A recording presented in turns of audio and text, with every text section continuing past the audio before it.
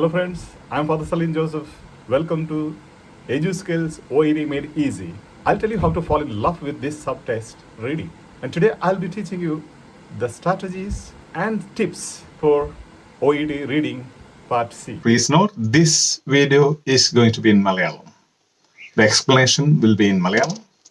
So if there are some non-Malayalis, we regret the inconvenience. You can find the link for an English version of the same video below in the description. And we do not recommend learning OET through another language. So we suggest you to watch English videos for OET success. And this is only on special request from the beginners so that we facilitate them to understand the basics of OED exams. Even those who are watching the Malayalam video, we strongly suggest to go to the English version after watching this Malayalam video and watch the English version so that you will improve your competency in English. അപ്പോൾ ഇന്നൊരു beautiful passage നമുക്കുണ്ട്. So ഈ പാസേജുകളൊന്നും തന്നെ ഞാൻ select ചെയ്യുന്നതല്ല, നിങ്ങൾ challenging ആണെന്ന് പറയുന്നത് അല്ലെങ്കിൽ നിങ്ങൾ സെലക്ട് ചെയ്ത് അയക്കുന്നതായ പാസേജുകളാണ് ഞാൻ ഈ സെഷൻസിലെല്ലാം എടുക്കുന്നത്. അപ്പോൾ നമുക്കതൊന്ന് സ്ക്രീൻ ഷെയർ ചെയ്യാം. ഇത് ആദ്യം നമ്മളൊന്ന് വായിക്കും. Shall we go into the reading? Krishna? Yes, Father. Yes. It's on the screen, yeah. Okay, Father. In 1998, Andy Clark and David Chalmers, that a computer operates together with our brains as an extended mind, potentially offering additional processing capabilities as we work out problems, as well as an annex for our memories containing information, images, and so on. Now a professor of biomedical engineering at the University of Southern California, Theodore Berger is working to bring to market human memory enhancement in the form of a prosthetic implanted in the brain. He is already testing it attached to humans. The prosthetic, which Berger has been working on for 10 years, can function as an artificial hippocampus, the area in the brain associated with memory and spatial navigation. The plan is for the device to convert short-term memory into long-term memory and potentially store it as the hippocampus does. His research has been encouraging so far. Berger began by teaching a rabbit to associate an audio tone with a puff of air administered to the rabbit's face, causing it to blink. Electrodes attached to the rabbit allowed Berger to observe patterns of activity firing off in the rabbit's hippocampus. Berger refers to these patterns as a space-time code representing where the neurons are in the rabbit's brain at a specific moment. Berger watched them evolving as the rabbit learned to associate the tone and puff of air. He told Wired, as the space-time code propagates into the different layers of the hippocampus, it's gradually changed into a different space-time code. Eventually, the tone alone was enough for the hippocampus to produce a recalculable space-time code based on the latest incoming version to make the rabbit blink. The manner in which the hippocampus was processing the rabbit's memory and producing a recalculable space-time code became predictable enough to Berger that he was able to develop a mathematical model representing the process. Berger then built an artificial rat hippocampus, his experimental processes, to test his observations and model. By training rats to press a lever with electrodes monitoring their hippocampus, Berger was able to acquire the corresponding space-time codes, running that code through this mathematical model and sending it back to the rat's brain. His system was validated as the rats successfully pressed their levers. They recall the correct code as if they have created it themselves. Now we are putting the memory back into the brain. Berger's report. It's maybe this last statement that's so intriguing. Does the brain have some kind of master memory index? Has it somehow integrated the artificial hippocampus memories into the rat's directory? Will it also happen in humans? So these are all the questions. Dustin Tyler, a professor of engineering at Case Western Reserve University, cautioned why all of these prosthetics interfacing with the brain have one fundamental challenge. There are billions of neurons in the brain and trillions of connections between them that make them all work together. Trying to find technology that will go into that mass of neurons and be able to connect with them on a reasonably high resolution level is tricky. Still, Bergen himself is optimistic, telling IEEE Spectrum, we are testing it in humans now and getting good initial results. We are going to go forward with the goal of commercializing these processes. What he envisions bringing to market based on his research is a brain prosthetic for people with memory problems. The tiny device would be implanted in the patient's own hippocampus, from where it would stimulate the neurons responsible for turning short-term memories into long-term memories. He hopes it can help patients suffering from Alzheimer's, other forms of dementia, stroke victims, and people whose brains have been injured. Rats and monkeys, the prosthetic improved the memories of rhesus monkeys attached to their prefrontal cortex are one thing. The greater number of neurons in human brain is a big issue that needs to be grappled before Berger's implant will work well for humans. It's difficult to gain a comprehensive review of what's going on with larger brains due to their greater number of neurons. Rat brains have about 200 million neurons, humans have 86 billion. Berger wants our information will be biased based on the neurons we are able to record from, and he look forwards to tools that can capture broader swaths of data going forward. It's anticipated that they will need to pack a greater number of electrodes into prostheses. Okay. Yes. Can you see the questions? No options, but only Yes. the questions you can read. Just the questions, no answer options, not required. Okay, Father. What would be one of the potential benefits of computer working together with our brain as an extended mind? Yeah, if you can just jot down on your piece of paper, what is the key word there, main word, just do it, okay? All of you, yes. Krishna can read, yes. 16, 16th one. Berger's the prosthetic.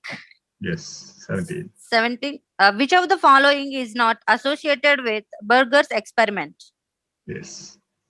What was the outcome of Berger's experiment? Yes. Yes, 19, Okay. How does Dustin Tyler feel about the whole project? yes. What could pose a problem when the prosthetics interface with the brain? Yes. What does does? Bergen envisages is would benefit most from this prosthetic? Who does? How Yes. are human brains different from those of rats and monkeys? Thank you. Anybody has any comments on this? Just give your comments. It's a research related to the brain, Father, which conduct. Okay. There are many who are telling research topics or passages are very challenging. No?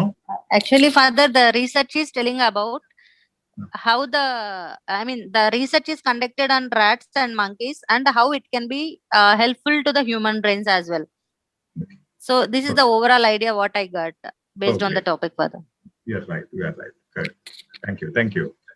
ഇപ്പോൾ ബാക്കിയുള്ളവർക്ക് മലയാളത്തിൽ വേണമെങ്കിലും പറയാം എന്താ മനസ്സിലായത്, കാരണം പലരും research topics ഭയങ്കര ചാലഞ്ചിങ് ആണെന്ന് പറഞ്ഞതുകൊണ്ട് ഈ ടോപ്പിക് എടുത്തതാണ്. മെഡിക്കൽ ടോപ്പിക്സ് ആണെങ്കിൽ നിങ്ങൾക്ക് എളുപ്പമാണ്, റിസർച്ച് ടോപ്പിക്സ് ചാലഞ്ചിങ് ആണ്. പക്ഷേ റിസർച്ച് ടോപ്പിക്സ് ആണ് മെഡിക്കൽ ടോപ്പിക്സിനേക്കാളും എളുപ്പം എന്നുള്ളത് നമ്മുടെ ഇന്നത്തെ സെഷനിലൂടെ കാണും. Yes. Hello father, good morning. This is Vini. Morning. Okay. എനിക്ക് മനസ്സിലായെന്ന് വെച്ചാൽ ഇതൊരു റിസർച്ച് ടോപ്പിക് ആണ്. റാറ്റ്സ് ആൻഡ് മങ്കീസിലാണ് മെയിൻലി സ്റ്റഡീസ് നടത്തിയേക്കുന്നത്. പക്ഷെ ആ സ്റ്റഡീസ് കുറച്ചൊക്കെ സക്സസ്ഫുൾ ആയിരുന്നു. അപ്പൊ അവരത് ഹ്യൂമൻസിലേക്ക് ചെയ്യാനായിട്ട് നോക്കുന്നുണ്ട്. പക്ഷെ എന്ന് പറഞ്ഞാൽ റാറ്റ്സ് ആൻഡ് മങ്കീസിന്റെ ബ്രെയിൻ വെച്ച് നോക്കുമ്പോൾ ഹ്യൂമൻ ബ്രെയിൻ എന്ന് പറഞ്ഞാൽ ഭയങ്കര കുറച്ചുകൂടെ കോംപ്ലിക്കേറ്റഡ് ആണ്. അത്രയാണ് എനിക്ക് മനസ്സിലായത്. വളരെ ഈസി ഉള്ള 1-2 ലെക്സിക്കൽ ചോദ്യങ്ങൾ ഞാൻ എടുത്തിട്ടുള്ള, കാരണം അതിന് വലിയ സ്ട്രാറ്റജിയുടെ ആവശ്യമില്ല. ബാക്കിത്തെ ഈ പാസേജിന് 6 ചോദ്യങ്ങൾ ഞാൻ മെയിനായിട്ട് എടുത്തിരിക്കുന്നത്. ബാക്കി 2 വളരെ ഈസിയാണ്. അത് ലെക്സിക്കൽ, അതിന്റെ വേർഡ് മീനിങ് അവിടുന്ന് കണ്ടുപിടിക്കാൻ വേണ്ടിയിട്ടാണ്. അതുകൊണ്ട് സമയം ലാഭിക്കാൻ വേണ്ടിയിട്ട് നമ്മളത് വിട്ടിരിക്കണം. അപ്പം reading part C, OET 2.0 occupational English test. Reading part C, skills. Okay. ഇത് അത്യാവശ്യ കാര്യങ്ങൾ നിങ്ങൾക്ക് അറിയാം. ആരെങ്കിലും ബിഗിനേഴ്സ് ഉണ്ടെങ്കിൽ 2-3 മിനിറ്റ് നമ്മൾ ജസ്റ്റ് ഒന്ന് ഷോർട്ട് ആയിട്ട് സ്ലൈഡ് ചെയ്ത് പോകുന്നേ ഉള്ളൂ. റീഡിംഗ് സബ് ടെസ്റ്റിൽ പാർട്ട് സിയിൽ 2 പാസേജസ് ആണ് ഉള്ളത്. ഹെൽത്ത് കെയർ ടോപ്പിക്സ് ആണ് അവിടെ വരിക. 8 MCQs വീതം ഓരോ പാസേജിനുണ്ടാവും. 2 പാസേജിന് അപ്പോൾ 16 MCQs, 4 ഓപ്ഷൻസ് ആണ്. 4 options, answer options. Approximately 800 words ആണ്. 35 മിനിറ്റ് അപ്രോക്സിമേറ്റ് സമയം. അവർ മനസ്സിലാക്കാൻ ശ്രമിക്കുന്നത് നിങ്ങൾക്ക് ഈ ഹെൽത്ത് കെയർ ടോപ്പിക്സിലെ ഇൻഫോർമേഷൻ ഉള്ള പാസേജിലെ വായിച്ചിട്ട് ഇൻഫോർമേഷൻ മനസ്സിലാക്കാൻ സാധിക്കുമോ, ആ ഇൻഫോർമേഷൻ സിന്തസൈസ് ചെയ്ത് അതിന്റെ കാതൽ എന്നാണ്, ആശയം എന്താണെന്ന് ഉൾക്കൊള്ളാൻ സാധിക്കുമോ, അതുപോലെ തന്നെ അതിനകത്ത് പൊതുവിൽ കുറഞ്ഞിരിക്കുന്ന കാര്യങ്ങളുടെ ആശയം എന്താണ്, അല്ലെങ്കിൽ മൊത്തത്തിലുള്ള ആശയം എന്താണ്, പൊതുവെ കൊടുക്കുന്ന ആശയം എന്താണ് അവര് മനസ്സിലാക്കാൻ ശ്രമിക്കുന്നത്. നിങ്ങളുടെ കോമ്പറ്റൻസി എത്ര ഉണ്ടെന്ന് അത് മനസ്സിലാക്കാൻ. ഓക്കെ, സ്കിൽസ് നമുക്കറിയാം 6 ചോദ്യങ്ങൾ കോംപ്രഹെൻഷൻ ചോദ്യങ്ങളാണ്. വ്യൂ പോയിന്റ് അല്ലെങ്കിൽ ഒപ്പീനിയൻ, ഓത്തറുടെ ഒപ്പീനിയൻ, അഭിപ്രായം, ആ എഴുത്തുകാരുടെ അഭിപ്രായം അല്ലെങ്കിൽ അദ്ദേഹത്തിന്റെ വ്യൂ പോയിന്റ്, അതുപോലെ തന്നെ ആറ്റിറ്റ്യൂഡ്, അദ്ദേഹത്തിന്റെ മനോഭാവം, അതുപോലെ തന്നെ ഡീറ്റെയിൽ വായിക്കേണ്ടി വരുന്ന ഇംപ്രഷൻ, അവർ പൊതുവെ കൊടുക്കുന്ന ഇംപ്രഷൻ എന്നാണ്, നല്ല ഇംപ്രഷൻ ആണോ മോശം ഇംപ്രഷൻ ആണോ ആ പാരഗ്രാഫിൽ നിന്ന് കിട്ടുന്നത്, അതുപോലെ തന്നെ എന്ത് കൺക്ലൂഷൻ ആണ് അവർ ഡ്രോ ചെയ്യുന്നത്, മൊത്തത്തിൽ അവർ ഉദ്ദേശിക്കുന്നത് എന്താണ്, ഒരു പാരഗ്രാഫിൽ അവർ പറയുമ്പോൾ മൊത്തത്തിൽ റീഡേഴ്സ് മനസ്സിലാക്കണമെന്ന് അവർ ഉദ്ദേശിക്കുന്നത് എന്താണ്. പിന്നെ 2 ലെക്സിക്കൽ ക്വസ്റ്റ്യൻസ് സാധാരണഗതിയിൽ നമ്മൾ പറയാറുള്ളത് പോലെ, give a definition for the meaning of a word or phrase, explain the meaning of the word in the context. 6 question types നമുക്കറിയാം. First question type detail impressions എന്നാണെന്ന് മനസ്സിലാക്കാനുള്ള ചോദ്യങ്ങളായിരിക്കും. ആറ്റിറ്റ്യൂഡ് മനസ്സിലാക്കാനുള്ള ചോദ്യങ്ങൾ, opinion, conclusion, drone, vocabulary and reference. Reference ചെയ്യാൻ പറഞ്ഞു, pronounce use ചെയ്യുക അല്ലെങ്കിൽ reference words use ചെയ്യുക. അപ്പം ഡോക്ടർ കോവാക്സിൻ എന്നുള്ളൊരു ഷോർട്ട് ഫോം ആണ് യൂസ് ചെയ്യാം. ഇവിടെ ഫോക്കസ് ഈ 4 ചോദ്യങ്ങളിൽ details, impressions, attitude, opinion, conclusion, drone, focus is on views and opinions of the writer. Okay, താഴെ വരുമ്പോൾ vocabulary and reference lexical questions ആണ്. ഒരു വാക്കിന്റെ അല്ലെങ്കിൽ ഒരു ഫ്രേസിന്റെ അർത്ഥം നിങ്ങൾക്ക് മനസ്സിലാവുമെന്ന് നോക്കാൻ വേണ്ടിയിട്ടാണ്. ആ വാക്ക് അല്ലെങ്കിൽ ഫ്രേസ് ചോദ്യത്തിലും അതുപോലെ തന്നെ ടെക്സ്റ്റിലും ബോൾഡാക്കി ഹൈലൈറ്റ് ചെയ്ത് ഇൻവേർട്ടഡ് കോമാലിട്ട് കാണിച്ചിട്ടുണ്ടാവും. അതുകൊണ്ട് വളരെ എളുപ്പമാണ് കണ്ടുപിടിക്കാനും ആൻസർ എടുക്കാനും. യെസ്, പിന്നെ സാധാരണ പറയാറുള്ളത് പോലെ skim, search for clues, title, section headings, sub headings, names of person, device, body parts, abbreviation, scale and synonyms, synonymous language, paraphrasing, comparison and contrast, types or classification, chronology or time expressions or sequential expressions, modal verbs and adjective, then passive voice, number or measurement and percentage. These are things. ഇതാണ് നമ്മൾ ശ്രദ്ധിക്കേണ്ട കാര്യങ്ങൾ. ഈ കാര്യങ്ങൾ മാത്രമേ അവർ check ചെയ്യുള്ളൂ. ഇത് മനസ്സിലാക്കി കഴിഞ്ഞാൽ നമുക്ക് സ്കോർ എടുക്കുന്നതിന് ഒരു ബുദ്ധിമുട്ടുമില്ല. അത് ഒരു ചോദ്യത്തിൽ, ഒരു പാസേജിൽ 4-5 ക്ലൂസ് ഉണ്ടാകും. അപ്പൊ strategies and slips for questions 7 to 22 choose the answer A or B or C or D which fits best. Best എന്ന് പറയുമ്പോൾ ബെറ്ററും ഗുഡും ഒക്കെ ഉണ്ടാകാം, പക്ഷെ ദ അക്യുറേറ്റ് ആൻസർ ആണ് നമ്മൾ സെലക്ട് ചെയ്യേണ്ടത് അക്കോർഡിംഗ് ടു ദ ടെക്സ്റ്റ്. നമ്മുടെ അറിവ് പ്രകാരമല്ല, നമ്മുടെ അറിവ് ഒരിക്കലും ഇതിൽ ഉപയോഗിക്കരുത്. പലപ്പോഴും നമുക്ക് പറ്റുന്നതാണ്, നമുക്ക് കാര്യങ്ങൾ കൃത്യമായിട്ട് അറിയാം. അതുകൊണ്ട് നമ്മൾ കാര്യങ്ങൾ അങ്ങനെയാണെന്ന് അങ്ങ് പ്രെഡിക്ട് ചെയ്യും, വിഭാവനം ചെയ്യും, ആൻസർ എഴുതി വെക്കും. അത് ശരിയായിരിക്കില്ല. അതുകൊണ്ട് അക്കോർഡിംഗ് ടു ദ ടെക്സ്റ്റ് എന്നുള്ളത് ഇമ്പോർട്ടന്റ് ആണ്. ടെക്സ്റ്റിൽ കൊടുത്തിട്ട് കാര്യങ്ങൾ മാത്രമേ എഴുതാവൂ. അത് തെറ്റോ ശരിയോ നോക്കേണ്ട ആവശ്യമില്ല. ടെക്സ്റ്റിൽ എന്ത് പറഞ്ഞിരിക്കുന്നത് അത് കൃത്യമായിട്ട് ആൻസർ എഴുതണം. No thematic links between the 2 text. ഈ പാർട്ടിൽ 2 ടെക്സ്റ്റുകൾ തമ്മിൽ ബന്ധമില്ല. ഈ പാർട്ടിൽ 4 ടെക്സ്റ്റുകൾ തമ്മിൽ ബന്ധമുള്ളതുപോലെ ലിങ്ക് ഇല്ല, പരസ്പരം ബന്ധമില്ല. പക്ഷെ ഓരോ ടെക്സ്റ്റിനും അതിനകത്തൊരു സീക്വൻസ് ഉണ്ട്. Scan the question for keywords, അതായത് സ്റ്റെംസ് അല്ലെങ്കിൽ കീവേഡ്സ് കണ്ടുപിടിക്കാനായിട്ട് ആദ്യം ചോദ്യം സ്കാൻ ചെയ്യണം. ഓൾറെഡി ഞാൻ പറഞ്ഞിട്ടുള്ളതാണ്. പാർട്ട് സിയില് ദ ക്വസ്റ്റ്യൻ ടെക്സ്റ്റ് ആൻസർ മെത്തഡാണ് യൂസ് ചെയ്യേണ്ടത്. ഒരിക്കലും ക്വസ്റ്റ്യൻ വായിക്കുന്ന കൂടെ ആൻസർ ഓപ്ഷൻസ് വായിക്കരുത്. അത് നിങ്ങൾക്ക് ഒത്തിരിയേറെ ബുദ്ധിമുട്ടുണ്ടാക്കും ആൻസർ കണ്ടുപിടിക്കാനോ. അതുപോലെ തന്നെ വേറെ കൺഫ്യൂഷൻസ് പലതും ഉണ്ടാക്കും. അതുകൊണ്ട് നിങ്ങൾ ക്വസ്റ്റ്യൻ വായിക്കുക, അത് കഴിയുമ്പോൾ ടെക്സ്റ്റിലേക്ക് പോവുക. ആ ടെക്സ്റ്റ് സ്കിം ചെയ്യുമ്പോൾ തന്നെ നിങ്ങൾക്ക് ആൻസർ കിട്ടും. അത് നിങ്ങൾ ഏതാണെന്ന് ഐഡന്റിഫൈ ചെയ്യുക. അപ്പം പെട്ടെന്ന് വായിക്കുമ്പോൾ ആ 4-ൽ ഏതാണെന്ന് നിങ്ങൾക്ക് മനസ്സിലാവും, അല്ലെങ്കിൽ 2-ൽ സംശയം വരും. അപ്പൊ നിങ്ങൾക്ക് ബാക്കി മെത്തഡുകൾ യൂസ് ചെയ്ത് കണ്ടുപിടിക്കാവുന്നതാണ്. അതുപോലെ തന്നെ സ്കിപ്പ് ചെയ്യുക. നിങ്ങൾക്ക് ഒരെണ്ണം കിട്ടിയില്ലെങ്കിൽ ഉടനെ സ്കിപ്പ് ചെയ്യുക. അവിടെ വെയിറ്റ് ചെയ്യരുത്, സമയം വേസ്റ്റ് ചെയ്ത് കളയരുത്. അതുകൊണ്ട് പെട്ടെന്ന് സ്കിപ്പ് ചെയ്ത് പോയിട്ട് പിന്നീട് നിങ്ങൾക്ക് തിരിച്ചു വന്ന് സ്കിപ്പ് ചെയ്ത ആൻസേഴ്സ് കണ്ടുപിടിക്കാനുള്ള ഇഷ്ടംപോലെ സമയം നിങ്ങൾക്ക് കിട്ടും. നിങ്ങൾ സ്ട്രാറ്റജി വൈസ് ചെയ്യുവാണെങ്കിൽ ഇപ്പോൾ ഓൾറെഡി നിങ്ങൾ പലരും എക്സ്പീരിയൻസ് ചെയ്യുന്നുണ്ട്. സമയം ഒത്തിരി ബാക്കിയുണ്ട്. ഒരു പിക്നിക്ക് പോകാനുള്ള സമയം നമുക്ക് ബാക്കി കിട്ടും. ഈവൻ സെഷൻ പോലും പലരും ചെയ്തിട്ട് 10 മിനിറ്റിലും 11 മിനിറ്റിലും ഒക്കെ ചെയ്തിട്ട് 4-5 മിനിറ്റ് ബാക്കി ഇരിക്കുകയാണ്. എന്താ ചെയ്യേണ്ടതെന്ന് അറിയത്തില്ലാത്തൊരവസ്ഥയുണ്ട്. അത് കറക്റ്റ് ആയിട്ട് സ്ട്രാറ്റജിക്കലായിട്ട് പ്രാക്ടീസ് ചെയ്യുന്നവർക്ക് ഡെഫിനറ്റ് ആയിട്ട് സംഭവിക്കുന്ന കാര്യമാണ്. അതെല്ലാ മൊഡ്യൂളിലും, എല്ലാ സബ് ടെസ്റ്റിലും, എല്ലാ ABC പാർട്ടുകളിലും അങ്ങനെ തന്നെ സംഭവിക്കും. അപ്പം ഫാസ്റ്റ് ആയിട്ട് the question text QTA method, question text answer. അതിനകത്ത് നമ്പർ ദ പാരഗ്രാഫ്സ് ആദ്യം നമ്പർ ചെയ്യുക. അത് മറക്കരുത് ഒരിക്കലും. കാരണം നിങ്ങൾ ടെൻഷന്റെ ഇടയ്ക്ക് നമ്പർ ചെയ്യാതിരുന്നാൽ ചിലപ്പോൾ നിങ്ങൾ വെറുതെ അവിടെ ഇവിടെ എല്ലാം തപ്പിപ്പോകും. പലതിലും പാരഗ്രാഫ് മെൻഷൻ ചെയ്തിട്ടുണ്ടാവും. ഈ ടെക്സ്റ്റ് പക്ഷേ റിസർച്ച് പാരഗ്രാഫ് ഇതിനകത്ത് പാരഗ്രാഫ് മെൻഷൻ ചെയ്തിട്ടില്ല. എന്നിരുന്നാലും നിങ്ങളൊന്ന് നമ്പർ ചെയ്യുന്നതുകൊണ്ട് ദോഷമൊന്നുമില്ല. പെട്ടെന്ന് കണ്ടുപിടിക്കാനും ഓർത്തിരിക്കാനും എളുപ്പമുണ്ട് നിങ്ങൾക്ക്. നേച്ചർ ഓഫ് ദ ടെക്സ്റ്റ് എന്ത് നേച്ചറാണ്? ഇത് റിസർച്ച് ടെക്സ്റ്റ് ആണ്. ഇതിന് മുമ്പത്തെ സെഷനിൽ നമ്മൾ എടുത്ത കമ്പാരിസൺ ആൻഡ് കോൺട്രാസ്റ്റ് ടെക്സ്റ്റ് ആണ്. അപ്പൊ ഞാൻ എടുക്കുന്നത് ഓരോരോ പ്രാവശ്യം ഓരോരോ നേച്ചർ ഓഫ് ടെക്സ്റ്റ് ആണ്. അപ്പം 5-6 നേച്ചർ ഓഫ് ടെക്സ്റ്റ് ആണ് നിങ്ങൾക്ക് വരാൻ സാധ്യതയുള്ളത്. കൂടുതലും മെഡിക്കലിനകത്ത് വരുന്നത്. എന്നാൽ പോലും അതിന്റെ നേച്ചർ എന്ന് പറയുമ്പോൾ കമ്പാരിസൺ ആകാം, കമ്പാരിസൺ കോൺട്രാസ്റ്റ് ആകാം, അല്ലെങ്കിൽ ഡിസ്ക്രിപ്റ്റീവ് ആകാം, റിസർച്ച് ടോപ്പിക് ആകാം, അല്ലെങ്കിൽ എക്സ്പോസിറ്ററി ആകാം, ആർഗ്യുമെന്റേറ്റീവ് ആകാം. അപ്പൊ അത് ഓരോന്നും മാറിയാണ് ഞാൻ ടെക്സ്റ്റുകൾ സെലക്ട് ചെയ്തുകൊണ്ടിരിക്കുന്നത്. ഫോക്കസ് ഓഫ് ദ ടെക്സ്റ്റ്, ഇതിന്റെ കേന്ദ്രം, പ്രധാനപ്പെട്ട ഫോക്കസ് എന്താണെന്ന് നമ്മൾ മനസ്സിലാക്കണം. അതുപോലെ തന്നെ ഐഡന്റിഫൈ ദ പാരാഗ്രാഫ് സ്ട്രക്ചർ. ഞാൻ പറഞ്ഞ 4 പാരാഗ്രാഫ് സ്ട്രക്ചറുകളാണ് സാധാരണയുള്ളത്. പൊതുവെ നിങ്ങൾക്ക് ആദ്യത്തെ ഞാൻ പഠിപ്പിച്ച സ്ട്രക്ചറാണ് വരിക. അപ്പൊ ഏത് സ്ട്രക്ചർ ആണെന്ന് ആദ്യം തന്നെ നിങ്ങൾ മനസ്സിലാക്കിയാൽ ടോപ്പിക് സെന്റൻസ് എവിടെയാണെന്നും കാതലായ മെയിൻ ആശയം എവിടെയാണെന്നും എല്ലാ പാരാഗ്രാഫിലും അതേ ഭാഗത്തായിരിക്കും. ആരംഭത്തെ സെന്റൻസിലാണെങ്കിൽ ആരംഭത്തെ സെന്റൻസ് തന്നെ ആയിരിക്കാം. പിന്നെ ഏറ്റവും പ്രധാനപ്പെട്ട സ്കില്ല് പാർട്ട് സിയില് നിങ്ങൾക്ക് ഏറ്റവും പ്രധാനപ്പെട്ട കാര്യം അതിന്റെ സീക്വൻസ് മനസ്സിലാക്കുക എന്നുള്ളതാണ്. അതായത് പാരാഗ്രാഫുകൾ തമ്മിൽ ഒരു ബന്ധമുണ്ട്. അത് നിങ്ങൾ മനസ്സിലാക്കി കഴിഞ്ഞാൽ, ഇൻട്രൊഡക്ഷൻ നിങ്ങൾ കൃത്യമായിട്ട് മനസ്സിലാക്കി കഴിഞ്ഞാൽ കാതലായ ഒരു ആശയം മുഴുവൻ അതിനകത്തുണ്ടാകും. അപ്പൊ നിങ്ങൾക്ക് അത് മനസ്സിലാക്കാൻ വളരെ എളുപ്പമാണ്. അതുകൊണ്ട് കൃത്യമായിട്ട് ഇൻട്രൊഡക്ഷൻ വായിച്ച് മനസ്സിലാക്കാൻ ഇച്ചിരി സമയമെടുത്താലും ആ കാതലായ ആശയം എന്താണെന്ന് അവിടെ നിങ്ങൾക്ക് മനസ്സിലാകും. അപ്പോൾ എളുപ്പം ഉണ്ടാവും. ഇത് വീണ്ടും ഞാൻ കാണിക്കുന്നു. ഫോക്കസ് അല്ലെങ്കിൽ സീക്വൻസ് എന്ന് പറയുമ്പോൾ നമ്മൾ A പാർട്ടിലും ഇത് തന്നെ സംഭവമുണ്ട്. C പാർട്ടിലും ഓരോ ടെക്സ്റ്റിനകത്തും ഇതുപോലെ സംഭവമുണ്ട്. ഡെഫിനേഷൻ കഴിയുമ്പോൾ clinical assessment, medication management, monitoring, നമ്മളൊരു സ്റ്റെപ്പ് പറഞ്ഞായിരുന്നു. അത് നിങ്ങളെ കാണിക്കുന്നത് എന്താണെന്ന് വെച്ച് കഴിഞ്ഞാൽ ഇത് എപ്പോഴും നിങ്ങളുടെ മനസ്സിലുണ്ടാകണം. C പാർട്ടിൽ this is the thing, criteria, ഇതാണ് നിങ്ങൾ മനസ്സിലാക്കിയിരിക്കുന്നത്. ഇത് മനസ്സിലാക്കി കഴിഞ്ഞാൽ നിങ്ങൾക്ക് ആൻസർ കണ്ടുപിടിക്കാൻ എളുപ്പമാണ്. ആദ്യത്തെ 1-2 ആൻസർ കണ്ടുപിടിച്ച് കഴിയുമ്പോൾ ബാക്കിയൊക്കെ നിങ്ങൾക്ക് പ്രിഡിക്റ്റ് ചെയ്യാം കുറെ കാര്യങ്ങൾ ഇന്നതാണ് സംഭവിക്കാൻ പോകുന്നതെന്ന്. അപ്പം ആ കാര്യങ്ങളിൽ നിന്ന് നമ്മൾ കൃത്യമായിട്ട് എക്സ്പ്ലെയിൻ ചെയ്യുന്നതായിരിക്കും. അപ്പൊ ഫോക്കസ് ഓഫ് ദ ടെക്സ്റ്റ് എന്ന് പറഞ്ഞാൽ മെയിൻ ഐഡിയ, അതായത് കോൺസെപ്റ്റ്, എന്തിനെ കുറിച്ചാണ് ഈ ഓത്തർ പറയുന്നത്, ഈ എസ്സേയിൽ അല്ലെങ്കിൽ ഈ ആർട്ടിക്കിളിൽ, ഈ ടെക്സ്റ്റിൽ എന്തിനെ കുറിച്ചാണ് പറയുന്നത് എന്ന് കൃത്യമായിട്ട് മനസ്സിലാക്കുക. അതാണ് അതിന്റെ theme, main theme of the text. അതാണ് നമ്മൾ മനസ്സിലാക്കേണ്ടത്. അപ്പൊ ആ സീക്വൻസ് കൃത്യമായിട്ട് മനസ്സിൽ കരുതുക. അപ്പോൾ ഫോക്കസ് ഇവിടെ എന്താണ്? Focus, main idea, theme. ഈ സംഭവത്തിന്റെ മെയിൻ ഫോക്കസ്, ഈ ഇപ്പോ വായിച്ച ടെക്സ്റ്റ്, കൃഷ്ണ വായിച്ച ടെക്സ്റ്റിന്റെ മെയിൻ ഫോക്കസ് എന്ന് പറയുന്നത്, അല്ലെങ്കിൽ മെയിൻ ഐഡിയ എന്ന് പറയുന്നത്, അല്ലെങ്കിൽ തീം എന്ന് പറയുന്നത് ബ്രെയിൻ പ്രോസ്തെറ്റിക് ആണ്. ബ്രെയിൻ പ്രോസ്തെറ്റിക് എന്ന് പറഞ്ഞാൽ അത് കൃത്യമായിട്ട് അതിനകത്ത് പറയുന്നത് ഹ്യൂമൻ മെമ്മറി എൻഹാൻസ്മെന്റ്. അതായത് ഒരു കമ്പ്യൂട്ടർ നമ്മുടെ ബ്രെയിനുമായിട്ട് കണക്ട് ചെയ്ത് പ്രവർത്തിപ്പിക്കുകയാണെങ്കിൽ എങ്ങനെ ഇരിക്കും? കമ്പ്യൂട്ടറിന്റെ കമ്പ്യൂട്ടറിന്റെ കപ്പാസിറ്റിയും നമ്മുടെ ബ്രെയിൻ കപ്പാസിറ്റിയുടെ കമ്പൈൻ ചെയ്ത് കഴിഞ്ഞാൽ, അതായത് ഒരു അറ്റാച്ച്മെന്റ് ചെയ്ത് കഴിഞ്ഞാൽ എങ്ങനെ വർക്ക് ചെയ്യും? ഒറ്റ ദിവസം കൊണ്ട് പഠിക്കാതെ എഴുതിയെടുക്കാൻ പറ്റുമോ എന്നുള്ളതാണ് കണ്ടുപിടിക്കാൻ പോകുന്നത്. അപ്പൊ where do you find the main idea? ഞാൻ ഓൾറെഡി പറഞ്ഞു, ആദ്യത്തെ പാരാഗ്രാഫ്, ഇല്ലെങ്കിൽ ആദ്യത്തെ പാരാഗ്രാഫിൽ അല്ലെങ്കിൽ ആദ്യത്തെ ചോദ്യത്തില് മെയിൻ ഐഡിയ ഉണ്ടാകും എവിടെയെങ്കിലും. Yes. So in the introduction of first question, അപ്പൊ നിങ്ങൾക്ക് മെയിൻ ഐഡിയ ആദ്യം മനസ്സിലാക്കിയിരിക്കണം. എന്നാലേ നിങ്ങൾക്ക് ഈ സീക്വൻസ് മനസ്സിലാക്കാൻ സാധിക്കുള്ളൂ.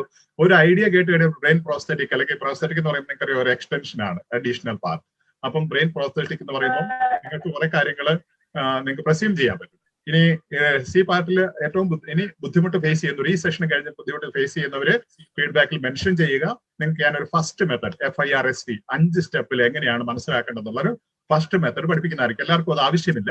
ഓൾറെഡി മാനേജ് ചെയ്തുകൊണ്ട് പോകുന്നവരാണെങ്കിൽ ആവശ്യമില്ല. പക്ഷെ അത് ലാംഗ്വേജിന്റെ ഒരു ബേസിക് റീഡിംഗ് മെത്തഡാണ്. അവിടെ നിങ്ങൾ ഈ ഹെഡിങ്സ് നോക്കി തന്നെ ഒരു ആർട്ടിക്കിളിലുള്ള ആശയങ്ങൾ, അതുപോലെ തന്നെ നിങ്ങൾ ഇൻട്രൊഡക്ഷൻ വായിച്ചിട്ട് ഈ ആർട്ടിക്കിൾ എന്താണെന്ന് ഓൾമോസ്റ്റ് മുഴുവൻ കാര്യങ്ങൾ പറയാവുന്ന ഒരു അവസ്ഥയിലേക്ക് നിങ്ങളെ ഒരു മെത്തഡ് പഠിപ്പിക്കുന്നതായിരിക്കും. അത് എല്ലാവർക്കും ആവശ്യമില്ല, ഒത്തിരി ചാലഞ്ചിങ് ആയിട്ട് തോന്നുന്നവർക്ക്. അപ്പൊ ഞാൻ പറഞ്ഞു ആദ്യത്തെ ചോദ്യത്തില് പ്രധാനപ്പെട്ട ആശയം, അതായത് ഈ ടെക്സ്റ്റിന്റെ ഫോക്കസ് ഉണ്ടാവും എന്ന് പറഞ്ഞ ആദ്യത്തെ ചോദ്യത്തിൽ ഫസ്റ്റ് ക്വസ്റ്റ്യൻ എന്താണ്? What would be one of the potential benefit of a computer? What is this? I can't see that. Computer working together with our brain as an extended mind. അപ്പോ computer ഒരു ബ്രെയിനിന്റെ കൂടെ work ചെയ്ത് ഒരു extended mind പോലെ work ചെയ്യുന്നത് ഏറ്റവും പ്രധാനപ്പെട്ട ബെനിഫിറ്റ് ആണ്. അപ്പൊ അതിന്റെ കാതലായ ആശയം ഇവിടെ പറയുന്നുണ്ട്. ഒരു കമ്പ്യൂട്ടർ നമ്മുടെ ബ്രെയിനുമായിട്ട് കണക്ട് ചെയ്യുന്നതാണ് ബ്രെയിൻ പ്രോസ്തെറ്റിക് എന്ന് പറയുന്നത്. ഒരു എക്സ്റ്റെൻഡഡ് മൈൻഡ് ആണ്, കൃത്യമായിട്ട് എടുത്തു പറയുന്നുണ്ട് അല്ലെ?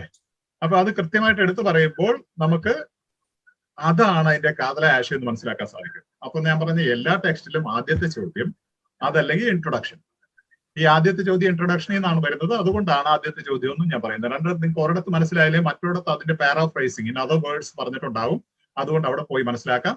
സോ ബ്രെയിൻ പ്രോസ്തെറ്റിക് അല്ലെങ്കിൽ ഹ്യൂമൻ മെമ്മറി എൻഹാൻസ്മെന്റ് ആണ് ഈ ചോദ്യത്തിൽ നമുക്ക് മനസ്സിലാക്കാൻ സാധിക്കുന്നത്. അതിവിടെ എക്സ്റ്റെൻഡ് മൈൻഡ് എന്ന് പറഞ്ഞ് computer working together with our brain എന്ന് പറഞ്ഞ് എക്സ്പ്ലെയിൻ ചെയ്തിട്ടുണ്ട്. ബ്രെയിൻ പ്രോസ്തെറ്റിക് എന്താണെന്ന് computer working together with our brain explain ചെയ്ത് പറഞ്ഞിട്ടുണ്ട്. ഇനി ഇൻട്രൊഡക്ഷനിൽ അതിനേക്കാളും കൂടുതൽ എക്സ്പ്ലനേഷൻസ് കിട്ടും. അപ്പൊ ആൻസറും കിട്ടും, നിങ്ങൾക്ക് പ്രധാനപ്പെട്ട ആശയം എന്താണെന്ന് മനസ്സിലാകും. അപ്പൊ നമുക്കൊന്ന് ആ ഇൻട്രൊഡക്ടറി പാരാഗ്രാഫിലേക്ക് പോകാം. ഇതാണ് introductory paragraph. Andy Clark and David Clampus. Yeah, please read. Yes.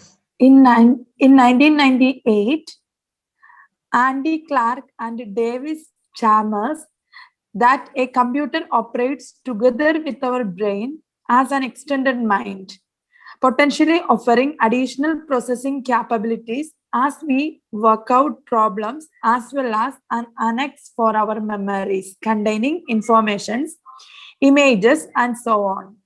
Now, a professor of biomedical engineering at the University of Southern California, Theodore Berger, is working to bring to market human memory enhancement in the form of a prosthetic implanted in the brain. He is already testing it attached to the humans. Yes, to humans. Thank you. അപ്പൊ നോക്കിക്കേ എന്ത് beautiful ആയിട്ടാണ് brain prosthetic എന്താണെന്ന് ഈ introductory പാരാഗ്രാഫിൽ explain ചെയ്തിരിക്കുന്നത്. അതായത് computer operates together with our brains as an extended mind. അപ്പൊ കൃത്യമായിട്ട് പറയുന്നുണ്ട് അത് എന്താണെന്ന്. ബ്രെയിൻ പ്രോസ്തെറ്റിക് എന്താണെന്ന് പറയുന്നു. അഡീഷണൽ പ്രോസസിംഗ് കപ്പാബിലിറ്റീസ് അല്ലെങ്കിൽ an annex for our memories. അതായത് നമ്മുടെ മെമ്മറീസിന് ഒരു അഡീഷണൽ സ്റ്റോറേജ് അനെക്സ്. അതുപോലെ തന്നെ human memory enhancement, prosthetic implanted in the brain. Prosthetic എന്ന് പറഞ്ഞാൽ ഒരു അഡീഷണൽ പാർട്ട് ബ്രെയിനുമായിട്ട് കണക്ട് ചെയ്യുക, ഇംപ്ലാന്റ് ചെയ്യുക. അപ്പൊ ഇതെല്ലാം കൃത്യമായിട്ട് കാതലായ ആശയം എന്താണെന്ന് പറയുന്നത് അല്ലെ? അപ്പം അതാണ് നമ്മൾ മനസ്സിലാക്കേണ്ടത്. അത് മനസ്സിലാക്കുമ്പോൾ നമുക്ക് ആൻസറും തന്നെ കിട്ടും. അപ്പൊ ബ്രെയിൻ പ്രോസ്തെറ്റിക് എന്താണെന്ന് ചോദ്യത്തിൽ നമ്മൾ രണ്ടിടത്ത് കണ്ടു അതിന്റെ എക്സ്പ്ലനേഷൻ. ഇവിടെ നമ്മൾ വീണ്ടും ഈ ഇൻട്രൊഡക്ടറി പാരാഗ്രാഫിൽ അത് തന്നെ എക്സ്പ്ലെയിൻ ചെയ്ത് വീണ്ടും വീണ്ടും പറയുകയാണ് എന്താണെന്ന്. അപ്പം അതിന്റെ അടുത്ത ഭാഗത്തേക്ക് നമ്മൾ പോവുകയാണ്. ഞാൻ പറഞ്ഞ സ്ട്രാറ്റജി നിങ്ങൾക്ക് ആൻസർ കണ്ടുപിടിക്കാൻ ഉള്ളിടത്തൊക്കെ പ്രധാനപ്പെട്ട സംഭവങ്ങളിലൊക്കെ ഒരു ആഡ്ജക്റ്റീവ് അല്ലെങ്കിൽ വേറെ എന്തെങ്കിലുമൊക്കെ അതിന്റെ കൂടെ ഉണ്ടാകും. അപ്പൊ ഇവിടെ what would be one of the potential benefits of a computer working together with a brain as an extended mind? Okay. അപ്പൊ അതിന്റെ ഉദാഹരണങ്ങൾ കൊടുത്ത storage of our memories, solving problems, recreating images, annexing information. ഇത് ഒക്കെ ഇവിടെ കൊടുത്തിട്ടുണ്ട്. നമുക്ക് ഇന്ന് എലിമിനേഷൻ ആവശ്യമില്ല, കാരണം സ്റ്റോറേജ് ഓഫ് മെമ്മറീസ് എന്നുള്ളത് കൃത്യമായിട്ട് നമുക്ക് മനസ്സിലാവും. ഇത് മനസ്സിലാവുമ്പോഴേ annexe for our memories. Annexe എന്ന് പറഞ്ഞാൽ നമ്മൾ കേട്ടിട്ടില്ല, എക്സാം ഹോസ്പിറ്റലിലൊക്കെ അനക്സ് ഉണ്ടെന്ന്, അതായത് കണ്ടെയ്ൻ ചെയ്യാനുള്ള ഒരു സ്ഥലം. അനക്സ്റ്റേഴ്സ് എന്ന് പറയും. ഞങ്ങൾ കേസ് ഫയലൊക്കെ ലോയേഴ്സ് കോർട്ടിൽ കൊടുക്കുമ്പോൾ അനക്സ്റ്റേഴ്സ് വെക്കും. അതായത് അഡീഷണൽ സ്റ്റോറേജ് അല്ലെങ്കിൽ അഡീഷണൽ ഇൻഫർമേഷൻ, അഡീഷണൽ തിങ്സ്. അപ്പൊ അനക്സ് എന്ന് പറയുന്നത് അതിന്റെ ഒരു സ്റ്റോറേജ് എന്ന് പറയുന്നതിന്റെ ഒരു മറ്റൊരു വാക്കാണ് ഉപയോഗിച്ചിരിക്കുന്നത്. അപ്പൊ മെമ്മറി എൻഹാൻസ്മെന്റ് ആണെന്ന്, ഹ്യൂമൻ മെമ്മറി എൻഹാൻസ്മെന്റ് എന്ന് കോൺസെപ്റ്റിൽ തന്നെ നമ്മൾ കണ്ടു, മെയിൻ ആശയത്തിൽ ഫോക്കസിൽ. അപ്പൊ പിന്നെ ആൻസർ ഏതാണെന്ന് കണ്ടുപിടിക്കാൻ ബുദ്ധിമുട്ടില്ല. ഇവിടെ നമ്മളെ കൺഫ്യൂസ് ചെയ്യാൻ സാധ്യതയുള്ള റിക്രിയേറ്റിംഗ് ഇമേജസ് എന്ന് പറഞ്ഞിട്ടുണ്ട്. പക്ഷെ ഇവിടെ പറഞ്ഞിരിക്കുന്നത് കണ്ടെയ്നിങ് ഇമേജസ് എന്നാണ്. അനക്സിംഗ് ഇൻഫർമേഷൻ എന്ന് പറഞ്ഞിട്ട് അനക്സിംഗ് അല്ല, ഇവിടെ പറഞ്ഞത് കണ്ടെയ്നിങ് ഇൻഫർമേഷൻ എന്നാണ്. Annex for our memories containing information and images. അപ്പൊ മെമ്മറീസ് ആണ് ഇൻഫർമേഷൻ ഇമേജസും കണ്ടെയ്ൻ ചെയ്യുന്നത്, അല്ലാണ്ട് പ്രോസ്തെറ്റിക് അല്ല. അതുപോലെ തന്നെ സോൾവിംഗ് പ്രോബ്ലംസ് എന്ന് പറഞ്ഞിട്ട് അത് കൺഫ്യൂസ് ചെയ്യാൻ വേണ്ടി ഇവിടെ പറഞ്ഞിരിക്കുന്നത് ഇതാണ്. offering additional processing capabilities as we work out our problems. അതായത് സോൾവിങ് പ്രോബ്ലംസ് അല്ല, നമ്മൾ പ്രോബ്ലം സോൾവ് ചെയ്യാൻ തുടങ്ങുമ്പോൾ അഡീഷണൽ പ്രോസസ്സിംഗ് കേപ്പബിലിറ്റി നമുക്ക് തരുന്നു എന്നുള്ളതാണ്. അതായത് അഡീഷണൽ കപ്പാസിറ്റി നമുക്ക് തരുന്നു. അതായത് നമ്മൾ ജോലി ചെയ്യുമ്പോൾ നമുക്ക് അഡീഷണൽ ആയിട്ട് കാര്യങ്ങൾ കിട്ടുന്നു എന്നുള്ളത് ജോലിയായിട്ട് ബന്ധപ്പെട്ടതല്ല എന്ന് പറയുന്ന പോലെ ഇവിടെ അഡീഷണൽ ആയിട്ടുള്ള പൊട്ടാൻഷ്യൽ തരുന്നു. അപ്പൊ സ്റ്റോറേജ് ഓഫ് അവർ ബ്രെയിൻസ് ഇവിടെ നോക്കിയ പൊട്ടൻഷ്യലി അതേ സംഭവം യൂസ് ചെയ്തിരിക്കുകയാണ്. വർക്കിംഗ് സിനോണിം യൂസ് ചെയ്തിരിക്കുന്നത് ഓപ്പറേറ്റ്സ്. എന്ത് ബ്യൂട്ടിഫുൾ ആയിട്ട് കൊടുത്തിരിക്കുന്നത് നോക്കിയേ. സ്റ്റോറേജ് ഓഫ് അവർ മെമ്മറീസ് ഇവിടെ കണ്ടോ, NX for our memories, synonymous language use ചെയ്തിരിക്കുന്നു. ഈ ക്രൈറ്റീരിയാസ് എല്ലാം ഇവിടെ memory enhancement, okay, human memory enhancement, storage of our memories, അതിന്റെ വീണ്ടും ഒരു സൂചന അവിടെ ഉണ്ട്. ബെനിഫിറ്റ്സ്, ഓഫറിംഗ്, ബെനിഫിറ്റ്സിന്റെ സിനോണിമസ് ലാംഗ്വേജ് ആണ് ഓഫറിംഗ്. അപ്പൊ ഇത്രയൊക്കെ സ്റ്റോറേജ്, NX, ഇത്രയൊക്കെ കാര്യങ്ങൾ വളരെ കണക്റ്റഡ് ആയിട്ട് വന്നിട്ടുണ്ട്. അപ്പൊ പിന്നെ നമുക്ക് അതിനകത്ത് ഒരു സംശയം തോന്നേണ്ട ഒരു കാര്യമേ ഇല്ല. എലിമിനേഷൻ മെത്തഡിലേക്ക് പോലും പോകേണ്ട ഒരു ആവശ്യം വരുന്നില്ല ഇങ്ങനെയുള്ള ചോദ്യങ്ങൾക്ക്. അപ്പൊ ഞാൻ പറയുന്ന ഇതാണ്, ആ ഒരു പാരഗ്രാഫ് നമ്മൾ എടുത്ത ആദ്യത്തെ പാരഗ്രാഫിൽ ഫോക്കസും ഉണ്ടെന്ന് മനസ്സിലാക്കാൻ വേണ്ടിയിട്ടാണ്. ഇപ്പൊ ഇതിനകത്ത് യൂസ് ചെയ്തിരിക്കുന്നത് നോക്കിക്കുക, ആഡ്ജക്റ്റീവ് പൊട്ടൻഷ്യൽ എന്ന് പറയുന്ന ആഡ്ജക്റ്റീവ് യൂസ് ചെയ്തിട്ട് അതിനോട് ചേർന്നാണ് ബെനിഫിറ്റ്സ് എന്ന് കൊടുത്തിരിക്കുന്നത്. അതുപോലെ തന്നെ ബെനിഫിറ്റ് എന്നുള്ളതിന് സിനോണിം യൂസ് ചെയ്തിരിക്കുന്നു ഓഫറിംഗ്, സ്റ്റോറേജ് എന്നുള്ളതിന് NX എന്ന് യൂസ് ചെയ്തിരിക്കുന്നു, വർക്കിംഗ് എന്ന് പറയുന്നതിന് സിനോണിമായിട്ട് ഓപ്പറേറ്റ്സ് യൂസ് ചെയ്തിരിക്കുന്നു, എക്സ്റ്റെൻഡഡ് എന്ന് പറയുന്നതിന് എൻഹാൻസ്മെന്റ് എന്ന് യൂസ് ചെയ്തിരിക്കുന്നു. അപ്പൊ ഈ സിനോണിം ഞാൻ പറഞ്ഞില്ല, ഈ ക്രൈറ്റീരിയ ആണ് ഏറ്റവും പ്രധാനപ്പെട്ടത്. നിങ്ങൾ പ്രിപ്പയർ ചെയ്യുമ്പോൾ നിങ്ങൾ സിനോണിം പോയി ഡിക്ഷണറി എടുക്കുകയോ വേറെ സോഴ്സസിൽ നിന്ന് പോയി അതിന്റെ ലിസ്റ്റ് ഇടുകയോ തപ്പിപ്പിടിക്കുകയോ പഠിക്കുകയോ ചെയ്തതുകൊണ്ട് കാര്യമുണ്ടെന്ന് ഞാൻ പ്രതീക്ഷിക്കുന്നില്ല. ഞാനത് റെക്കമെൻഡ് ചെയ്യുന്നില്ല. നിങ്ങൾ ഇത് അനാലിസിസ് ചെയ്യുമ്പോൾ, ഇത് ഞാൻ രാത്രി 2 മണി കഴിഞ്ഞിട്ട് ചെയ്തതാണ്. അപ്പൊ നിങ്ങൾ അത് എഴുതിയെടുക്കാൻ ശ്രമിക്കുക, അല്ലെങ്കിൽ പവർ പോയിന്റ് ഒക്കെ ആക്കാൻ അറിയാവുന്ന ഒരു പവർ പോയിന്റ് ഒക്കെ ആക്കുക. അത് ഒത്തിരി കോമ്പിറ്റൻസി എൻജോയ് ചെയ്യും. അതുകൊണ്ട് ഞാൻ പറഞ്ഞത് ഒരു ദിവസം ഒത്തിരി പ്രാക്ടീസ് നിങ്ങൾ ചെയ്ത് കുറച്ച് പ്രാക്ടീസ് ചെയ്യുക, ക്വാളിറ്റി പ്രാക്ടീസ് ചെയ്യുക. അപ്പൊ ഇതുപോലെ നിങ്ങളുടെ ഒരു മിനി ഡയറി ഉണ്ടാക്കണം, OET ഡയറി. അവിടെ നിങ്ങൾ കൃത്യമായിട്ട് സിനോണിംസ് എല്ലാം എഴുതി വെക്കുക, അല്ലെങ്കിൽ ക്രൈറ്റീരിയസ് എല്ലാം എഴുതി വെക്കുക, വന്നിട്ടുള്ള ആഡ്ജക്റ്റീവ്. അപ്പൊ നിങ്ങൾ കുറെ പാസേജുകൾ വായിച്ചു പോകുമ്പോൾ എല്ലാം നിങ്ങൾക്ക് വളരെ കോമ്പറ്റന്റ് ആയിട്ട് നിങ്ങൾ കാണാപ്പുറം പഠിക്കേണ്ട ആവശ്യമില്ല, അതൊക്കെ മനസ്സിലേക്ക് വന്നുകൊള്ളും. അപ്പൊ എങ്ങനെയാണ് നിങ്ങൾ സിനോണിംസ് ലിസ്റ്റ് ഔട്ട് ചെയ്യേണ്ടത്? അപ്പോൾ സിനോണിം എന്ന് പറയുന്നത് ഞാൻ നിങ്ങളോട് പറഞ്ഞു, കിൽഡ്, എക്സിക്യൂട്ടഡ്, മർഡേർഡ്, സ്ലോട്ടേർഡ്, അസാസിനേറ്റഡ് എന്നൊക്കെ പറയുന്ന പോലെ കിൽ എന്നതിന്റെ സിനോണിംസ് ആണ്. സിനോണിം എന്ന് പറയുന്നത് വേറെ വേറെ വാക്കുകൾ ഒരേ മീനിങ്, പക്ഷെ സിനോണിമസ് എന്ന് പറയുന്നത് ഒരേ കാര്യം മറ്റൊരു രീതിയിൽ പറഞ്ഞതാണ്. ഇത് രണ്ടും കൂടെ കൂടുമ്പോഴാണ് പാരാഫ്രൈസിങ് ആവുന്നത്. അതായത് പറഞ്ഞിരിക്കുന്ന കാര്യങ്ങൾ മറ്റൊരു രീതിയിൽ പറയുക, വേറെ വാക്കുകൾ ഉപയോഗിച്ച് ഒരേ കാര്യം വേറെ രീതിയിൽ പറയുക എന്നുള്ളതിനാണ് സിനോണിമസ് ലാംഗ്വേജ് അല്ലെങ്കിൽ പാരാഫ്രൈസിങ് എന്നും പറയുന്നത്. സിനോണിമസ് ലാംഗ്വേജ് എന്ന് പറയുമ്പോൾ, സിനോണിമസ് എന്ന് പറയുമ്പോൾ 1-2 വാക്കുകൾ ഒരു ഫ്രേസും ഒക്കെ ആകാം. പാരാഫ്രൈസിങ് എന്ന് പറയുമ്പോൾ ഒരു സെന്റൻസിന് മുഴുവനായിട്ടും മറ്റൊരു രീതിയിൽ പറയുന്നതിനാണ് പാരാഫ്രൈസിങ് എന്ന് പറയുക. അപ്പൊ ഇവിടെ സിനോണിമസ് യൂസ് ചെയ്തിരിക്കുന്നത് എന്തൊക്കെയാണ്? Storage of our memories, NX for our memories. കേൾക്കുന്നുണ്ടോ ഞാൻ പറയുന്നത്?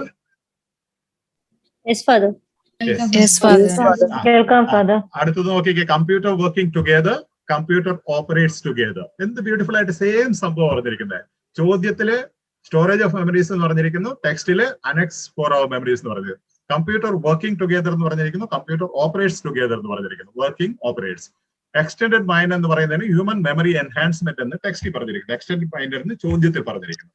അപ്പൊ ഇത് ഞാൻ ഇതുപോലെ വീണ്ടും നിങ്ങളെ ആക്കി കാണിക്കുന്നത്, നിങ്ങൾ പ്രാക്ടീസ് ചെയ്യുമ്പോൾ നോട്ട് ബുക്കിൽ ഇതുപോലെ ഓരോ ടെക്സ്റ്റിന്റെയും പേരെഴുതിയിട്ട് അതിൽ നിന്ന് വരുന്ന ഇങ്ങനെയുള്ള ക്രൈറ്റീരിയാസ് നിങ്ങൾ എഴുതി വെക്കുകയാണെങ്കിൽ ഞാൻ പറയാം, നിങ്ങളൊരു 10-15 പ്രാക്ടീസ് കൂടുതൽ നിങ്ങൾക്ക് ആവശ്യമേ വരില്ല. നിങ്ങൾ വളരെ കോമ്പറ്റന്റ് ആവും. കാരണം നിങ്ങൾക്കറിയാം വിഷ്വൽ മെമ്മറി, അതുപോലെ തന്നെ ഓഡിറ്ററി മെമ്മറി, കിനസ്തെറ്റിക് മെമ്മറി, നമുക്ക് ഒത്തിരി പല വിധത്തിലുള്ള ഓർമ്മശക്തികളാണ് ഉള്ളത്. ചിലർക്ക് കേട്ടിരിക്കുന്നത് നല്ലപോലെ ഓർത്തിരിക്കാൻ പറ്റും. അതുകൊണ്ടാണ് അവർ ഉറക്കെ വായിച്ചുകൊണ്ട് നടക്കുന്നത്. എക്സാമിനൊക്കെ ചില സ്റ്റുഡൻസ് ഒക്കെ വായിക്കുന്നുണ്ടല്ലോ, വരാന്തേ കൂടെ കോസ്റ്റേ കൂടെ ഉറക്കെ വായിച്ചാലേ അവർക്ക് പറ്റുള്ളൂ. അല്ലെങ്കിൽ കൂട്ടുകാരോട് പറയാം, നീ ഉറക്കെ വായിക്കടി, ഞാൻ കേട്ടോളാം എന്ന് പറയും. അവർക്ക് ആ കേൾക്കുന്നത് കൂടുതൽ ഓർമ്മ വെക്കും. പക്ഷെ ചിലർക്ക് ഷോർട്ട് നോട്ട്സ് ഒക്കെ എഴുതുന്നതാണ് കൂടുതൽ ഓർമ്മ വെക്കുന്നത്. അപ്പൊ ഇത് ഒന്നല്ല, എല്ലാം കൂടെ ചെയ്യണം. അതിന്റെ കൂടെ കിനസ്തെറ്റിക് മെമ്മറി എന്ന് പറയും. അതായത് ക്രിയേറ്റീവ് ആയിട്ട് നമ്മൾ ചെയ്യുമ്പോൾ അത് മനസ്സിൽ പതിയും. ഇപ്പൊ നിങ്ങൾക്ക് ഈ സ്ലൈഡ്സ് കാണുമ്പോൾ ഞാൻ വെറുതെ പറയുന്നതിനേക്കാളും കൂടുതൽ വ്യക്തമായിട്ട് മനസ്സിലാകുന്നില്ലേ? അപ്പൊ ചിലർക്ക് അത് ഒത്തിരി ഇംപ്രസീവ് ആയിട്ട് മനസ്സിലാവും. അപ്പൊ നിങ്ങൾ കിനസ്തെറ്റിക് ലേണർ, ഡോമിനന്റ് ലാംഗ്വേജ് അതാണ് നിങ്ങളുടെ ഡോമിനന്റ് മെമ്മറി എന്ന് അർത്ഥമാക്കുന്നത്. അപ്പൊ ഞാൻ ഈ ക്ലാസ്സിൽ എന്താ ചെയ്യുക? ഓഡിറ്ററി, വിഷ്വൽ, കിനസ്തെറ്റിക്, ഇത് മൂന്നും കൂടെ ക്ലബ് ചെയ്യുക. അപ്പൊ നിങ്ങളും അത് പഠിക്കുമ്പോൾ അത് മൂന്നും കൂടെ ക്ലബ് ചെയ്യണം. അതാണ് ഏറ്റവും വലിയ പഠിക്കാനുള്ള ഏറ്റവും വലിയ ഇൻട്രസ്റ്റ് വരുന്നത് അവിടെയാണ്.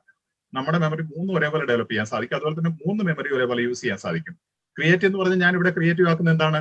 അതായത് സ്ലൈഡ്സോ ഓരോ ലൈൻ കഴിഞ്ഞ് ഓരോ ലൈൻ വരാൻ ശ്രമിക്കുക, അതുപോലെ തന്നെ വേറെ വേറെ കളർഫുൾ ബോക്സസ് ആക്കുക, അങ്ങനെയുള്ള കാര്യങ്ങൾ. വിഷ്വൽ എന്ന് പറയുന്നത് ഈ സ്ക്രീൻ തന്നെ ഒരു വിഷ്വൽ സംഭവമാണ്. അതിന്റെ കൂടെ ഞാൻ പറഞ്ഞു തരുന്നത് ഓഡിറ്ററി മെമ്മറി അപ്പീൽ ചെയ്യും. അപ്പൊ നിങ്ങൾ പഠിക്കുമ്പോഴും റീഡിംഗ് ആണെങ്കിൽ പോലും ഈ 3 രീതിയിൽ നിങ്ങൾ ചെയ്യണമെന്ന് കാണിക്കാൻ വേണ്ടിയിട്ടാണ് ഇത് ഞാൻ ഡീറ്റെയിൽ ആയിട്ട് എടുത്ത് ഇത് നിങ്ങൾക്ക് കാണിച്ചു തരുന്നത്. അപ്പൊ ഇതുപോലെ ഒരു ഡയറി കുറിപ്പ് നിങ്ങൾക്ക് എല്ലാ റീഡിംഗ്, റൈറ്റിംഗ്, ലിസണിങ്, പ്രാക്ടീസിനെ കുറിച്ച് എല്ലാത്തിനെ കുറിച്ചും ഉണ്ടാണ്. ഓരോന്നിലും നിങ്ങൾ പുതിയ പുതിയ കാര്യങ്ങൾ പഠിക്കും. അത് നിങ്ങൾ റെക്കോർഡ് ചെയ്യണം. ഓക്കെ. പിന്നെ പാരാഫ്രൈസിങ്, ഞാൻ പറയുന്ന ഈ ഒരു ഫസ്റ്റ് ചോദ്യത്തിലും ഇൻട്രൊഡക്ഷനിലും വന്ന കാര്യങ്ങളാണ് ഞാൻ നോട്ട് ചെയ്തിരിക്കുന്നത്. അല്ലെ, മനസ്സിലാവുന്നുണ്ടല്ലോ നിങ്ങൾക്ക്? ആ സ്ലൈഡിൽ തന്നെ കാണിച്ചാൽ കൺഫ്യൂഷൻ ഉണ്ടാകുന്നതുകൊണ്ടാണ് ഞാൻ വേറൊരു സ്ലൈഡാക്കി അതിൽ നിന്നുള്ള കാര്യങ്ങൾ മാത്രമാണ് കാണിക്കുന്നത്. അതായത് ഫസ്റ്റ് പാരാഗ്രാഫ്. അപ്പം പാരാഫ്രൈസിങ് എന്നാണ് ഇത് പറഞ്ഞിരിക്കുന്നത്. ഇതാണ് one of the potential benefits of a computer working together with our brain as an extended mind. അതാണ് ചോദ്യത്തിൽ പറഞ്ഞിരിക്കുന്നത്. അത് തന്നെ ടെക്സ്റ്റിൽ പാരാഫ്രൈസ് ചെയ്ത് മറ്റൊരു രീതിയിൽ പറഞ്ഞിരിക്കുകയാണ്. A computer operates together with our brains as an extended mind potentially offering an annex for our memories. Same സംഭവം വേറൊരു രീതിയിൽ പറഞ്ഞിരിക്കുക. അപ്പൊ ഈ സ്കില്ലുകളാണ് നിങ്ങൾക്ക് ആവശ്യം. ഇതാണ് അവർ നിങ്ങളെ ടെസ്റ്റ് ചെയ്യുന്നത്. അല്ലാണ്ട് നിങ്ങൾ ഒത്തിരി റീഡിങ് പ്രാക്ടീസ് ചെയ്ത് പോയിട്ട് കാര്യമില്ല. നിങ്ങൾക്ക് ഏറ്റവും വലിയ പ്രശ്നം ഇതാണ്. ഒന്ന്, നിങ്ങൾക്ക് ഇല്യൂഷൻ ഓഫ് കോമ്പിറ്റൻസ്. നിങ്ങൾ ഇങ്ങനെ പ്രാക്ടീസ് ചെയ്ത് പോകുന്നതോറും നിങ്ങൾക്ക് എന്തോ ഒരു ഇല്യൂഷൻ ഓഫ് കോമ്പിറ്റൻസ് വരുമോ, ഞാൻ പ്രാക്ടീസ് ചെയ്തു എന്ന് പറഞ്ഞ് നിങ്ങൾക്കൊരു സ്വയം സംതൃപ്തി. ഇല്യൂഷൻ ആവും. അത് വ്യക്തമായ സംതൃപ്തി അല്ല, അതൊരു കോമ്പിറ്റൻസിയും അല്ല. നിങ്ങളിങ്ങനെ ഞാൻ ഇന്ന് പ്രാക്ടീസ് ചെയ്തു, ഞാൻ റീഡിംഗ് ഇത്ര പ്രാക്ടീസ് ചെയ്തു, ഞാൻ റീഡിംഗ് ഇത്ര പ്രാക്ടീസ് ചെയ്തു എന്നുള്ള ചിന്ത നിങ്ങളുടെ മനസ്സിൽ കിട്ടും, നിങ്ങൾക്ക് ഒരു സാറ്റിസ്ഫാക്ഷൻ കിട്ടും. അതുകൊണ്ട് കാര്യമില്ല. കോമ്പിറ്റൻസി എന്ന് പറയുന്നത് ഈ കാര്യങ്ങൾ നിങ്ങൾ വ്യക്തമായിട്ട് മനസ്സിലാക്കി പ്രാക്ടീസ് ചെയ്യുന്നുള്ളതാണ്. അപ്പൊ ഞാൻ പറഞ്ഞല്ലോ, ഒരു പാരാഗ്രാഫ്, ആ ഒരു ചോദ്യം ഒരു പാരാഗ്രാഫിൽ നിന്നാണ് ഞാൻ ഇത്രയും കാര്യങ്ങൾ കളക്ട് ചെയ്തിരിക്കുന്നത്. ഇതെല്ലാം നിങ്ങൾക്ക് ആൻസർ ഇവിടെ ഉണ്ടെന്ന് ഞാൻ പറയുന്നില്ല. ഞാൻ ഇന്നലെ സൗമ്യശാമിനോട് ഡിസ്കസ് ചെയ്തപ്പോൾ ഞാൻ പറഞ്ഞിരുന്നു, ഇതില്ല ഇന്ന് പവർ പോയിന്റ് ചെയ്യുന്നില്ല, ജസ്റ്റ് ഹൈലൈറ്റ് ചെയ്ത് ടെക്സ്റ്റ് ചെയ്യുന്നുള്ളൂ, എനിക്ക് സമയമില്ല എന്ന്. പക്ഷെ ഈ ടെക്സ്റ്റ് കണ്ടപ്പോൾ എനിക്ക് അത്ര കൊതി തോന്നുമായിരുന്നു. അത്ര ബ്യൂട്ടിഫുൾ ആണ്. കാരണം ഈ പാരാഗ്രാഫിൽ ഇങ്ങനെ ബൾബുകൾ തെളിഞ്ഞിരിക്കുന്ന പോലെ ഇതാണ് ആൻസർ, ഇതാണ് ആൻസർ, ഇതേ ആൻസർ എന്ന് പറഞ്ഞ് ഇങ്ങനെ ബൾബ് കത്തുന്ന പോലെ കാണിച്ചു തരുന്ന ക്ലൂസ് അല്ലെങ്കിൽ സ്ട്രാറ്റജീസ് അല്ലെങ്കിൽ ടിപ്സ്, അതൊക്കെ കാണുമ്പോൾ എന്തൊരു സുഖമാണെന്നറിയോ, വായിക്കാൻ എന്തൊരു സുഖമാണെന്നറിയോ. ഞാൻ പറയും, കോൺഫിഡന്റ് ആയിട്ട് എക്സാം ഡേറ്റ് എടുക്കുക, എൻജോയ് ചെയ്ത് പഠിക്കുക, അതാണ് വേണ്ടത്. അല്ലാണ്ട് നമ്മൾ വെറുതെ പ്രാക്ടീസ് ചെയ്തിട്ട് കാര്യമില്ല, ഒത്തിരി പ്രാക്ടീസ് ചെയ്തിട്ട് കാര്യമില്ല. നിങ്ങൾ ഞാൻ പറയണേ, ഈ ഒരു പാരാഗ്രാഫ് ഞാൻ എന്തോരം വർക്ക് ചെയ്ത് നോക്കിയേ. ഈ ഒരു പാരാഗ്രാഫ് എടുത്തിട്ട് ഒറ്റ ചോദ്യം, ഒരു പാരാഗ്രാഫ്. ഇതുപോലെ ആര് വർക്ക് ചെയ്താലും നിങ്ങൾ കോമ്പിറ്റന്റ് ആവുന്നുള്ളത് യാതൊരു സംശയമില്ല. നിങ്ങൾക്ക് ഒരു ടാസ്ക് ആണ് ഇപ്പൊ അടുത്തത്. ഓക്കെ, അതായത് arrange the following statements in A sequential order. ഇത് ഓർഡറിലല്ല ഉള്ളത്. കോവിഡിനെ കുറിച്ച് ഞാനൊരു സംഭവം ഉണ്ടാക്കിയതാ. ഇത് ഓർഡറിലല്ല ഉള്ളത്. ഒരു പേപ്പർ എടുത്തിട്ട് നിങ്ങൾ ഒന്ന് ഓർഡറിൽ എഴുതാവോ, സ്ക്രീൻ നോക്കിക്കൊണ്ട് തന്നെ ഓർഡറിലുള്ളത് നിങ്ങൾ എഴുതിയാൽ മതി. 1, 2, 3 എന്ന നമ്പർ ഇട്ടങ്ങ് പോയാൽ മതി. മനസ്സിലായോ? നിങ്ങൾക്ക് ചാറ്റ് ബോക്സിൽ ടൈപ്പ് ചെയ്യാൻ നിങ്ങൾ കംഫർട്ടബിൾ ആണെങ്കിൽ ടൈപ്പ് ചെയ്യാം, അല്ലെങ്കിൽ ഒരു പേപ്പറിൽ എഴുതിയിട്ട് ജസ്റ്റ് ഒന്ന് നിങ്ങൾക്ക് ഒരു കൃത്യത കിട്ടാൻ വേണ്ടിയിട്ടാണ്. അത് കഴിയുമ്പോൾ നമുക്ക് ആർക്കെങ്കിലും ഒന്ന് പറയാം. അതായത് മനസ്സിലായോ? ഇതിനൊരു ഓർഡർ ഉണ്ട്, പക്ഷെ ഇത് ഓർഡറിലല്ല ഉള്ളത്. ഈ സീക്വൻസ് ഓർഡറിലല്ല ഉള്ളത്. ആദ്യത്തെ ഒരെണ്ണം ഓർഡറില, COVID-19 എന്നുള്ളത് ഓർഡറിലുള്ള, അത് കഴിഞ്ഞുള്ളത് ഓർഡറിലല്ല ഉള്ളത്. അപ്പൊ അതൊന്ന് ഓർഡറിലാക്കണം. ആയി കഴിയുമ്പോഴേ നിങ്ങൾക്കൊന്ന് വായിക്കാൻ കേട്ടോ. വാക്കുകൾ ചെയ്തുകൊണ്ടിരുന്നോളൂ. ആരെങ്കിലും ആയിക്കഴിഞ്ഞാൽ അന്നേരം ഒന്ന് വായിക്കാം. മിസ്റ്റേക്ക് ഒന്നോട്ട് കുഴപ്പമില്ല, അത് കൃത്യമായിരിക്കണം എന്ന് നിർബന്ധമില്ല. കാരണം എല്ലാം ഒന്നും കറക്റ്റ് കിട്ടണമെന്നില്ല. ഒരു ഭൂരിപക്ഷം കിട്ടിയാൽ മതി. ആ ഒരു സീക്വൻസ് നിങ്ങളുടെ മനസ്സിൽ വെക്കുക. ആദ്യം പറഞ്ഞ പോലെ ഡിസ്ക്രിപ്ഷനോ, അതുപോലെ തന്നെ എന്നാ പറയണേ, അസസ്മെന്റ്, ഡയഗ്നോസിസ്, അത് കഴിയുമ്പോൾ മെഡിക്കേഷൻ, മാനേജ്മെന്റ്, അങ്ങനെയുള്ള ആ ഒരു സീക്വൻസ് മനസ്സിൽ വെച്ചിട്ട് ഇതിനെ ഓർഡർ ആക്കാൻ നോക്കുക. ഓക്കെ, പറയാൻ സാധിക്കുമോ? Number 1 COVID-19. 2 benefits of vaccination. COVID-19 on humans. Effects of COVID-19 on human race. Okay. Right. Yeah, next. Initial response of Benefits of vaccination. Experiment done with the rat. Experiment has to come before benefits, no? Only when you experiment and find out the vaccine. experiment. Okay, fine. Experiment of Covaxin on rats. Then the Outcome of experiment experiment on rats. rats. Okay, next. Initial response of people to Covaxin. Okay. Then benefits of vaccination. Okay, Then let's challenges of Challenges of Challenges public of public vaccination. vaccination. Okay, great.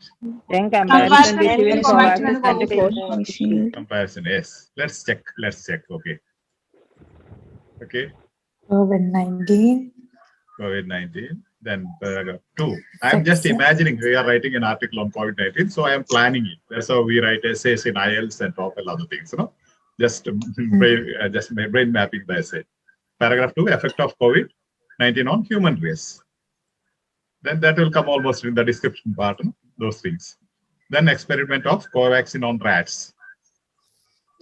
Okay, outcome of experiment. Only after when you have experiment, you will have outcome, result. That is the sequence. Okay. Then initial response of people to Covaxin.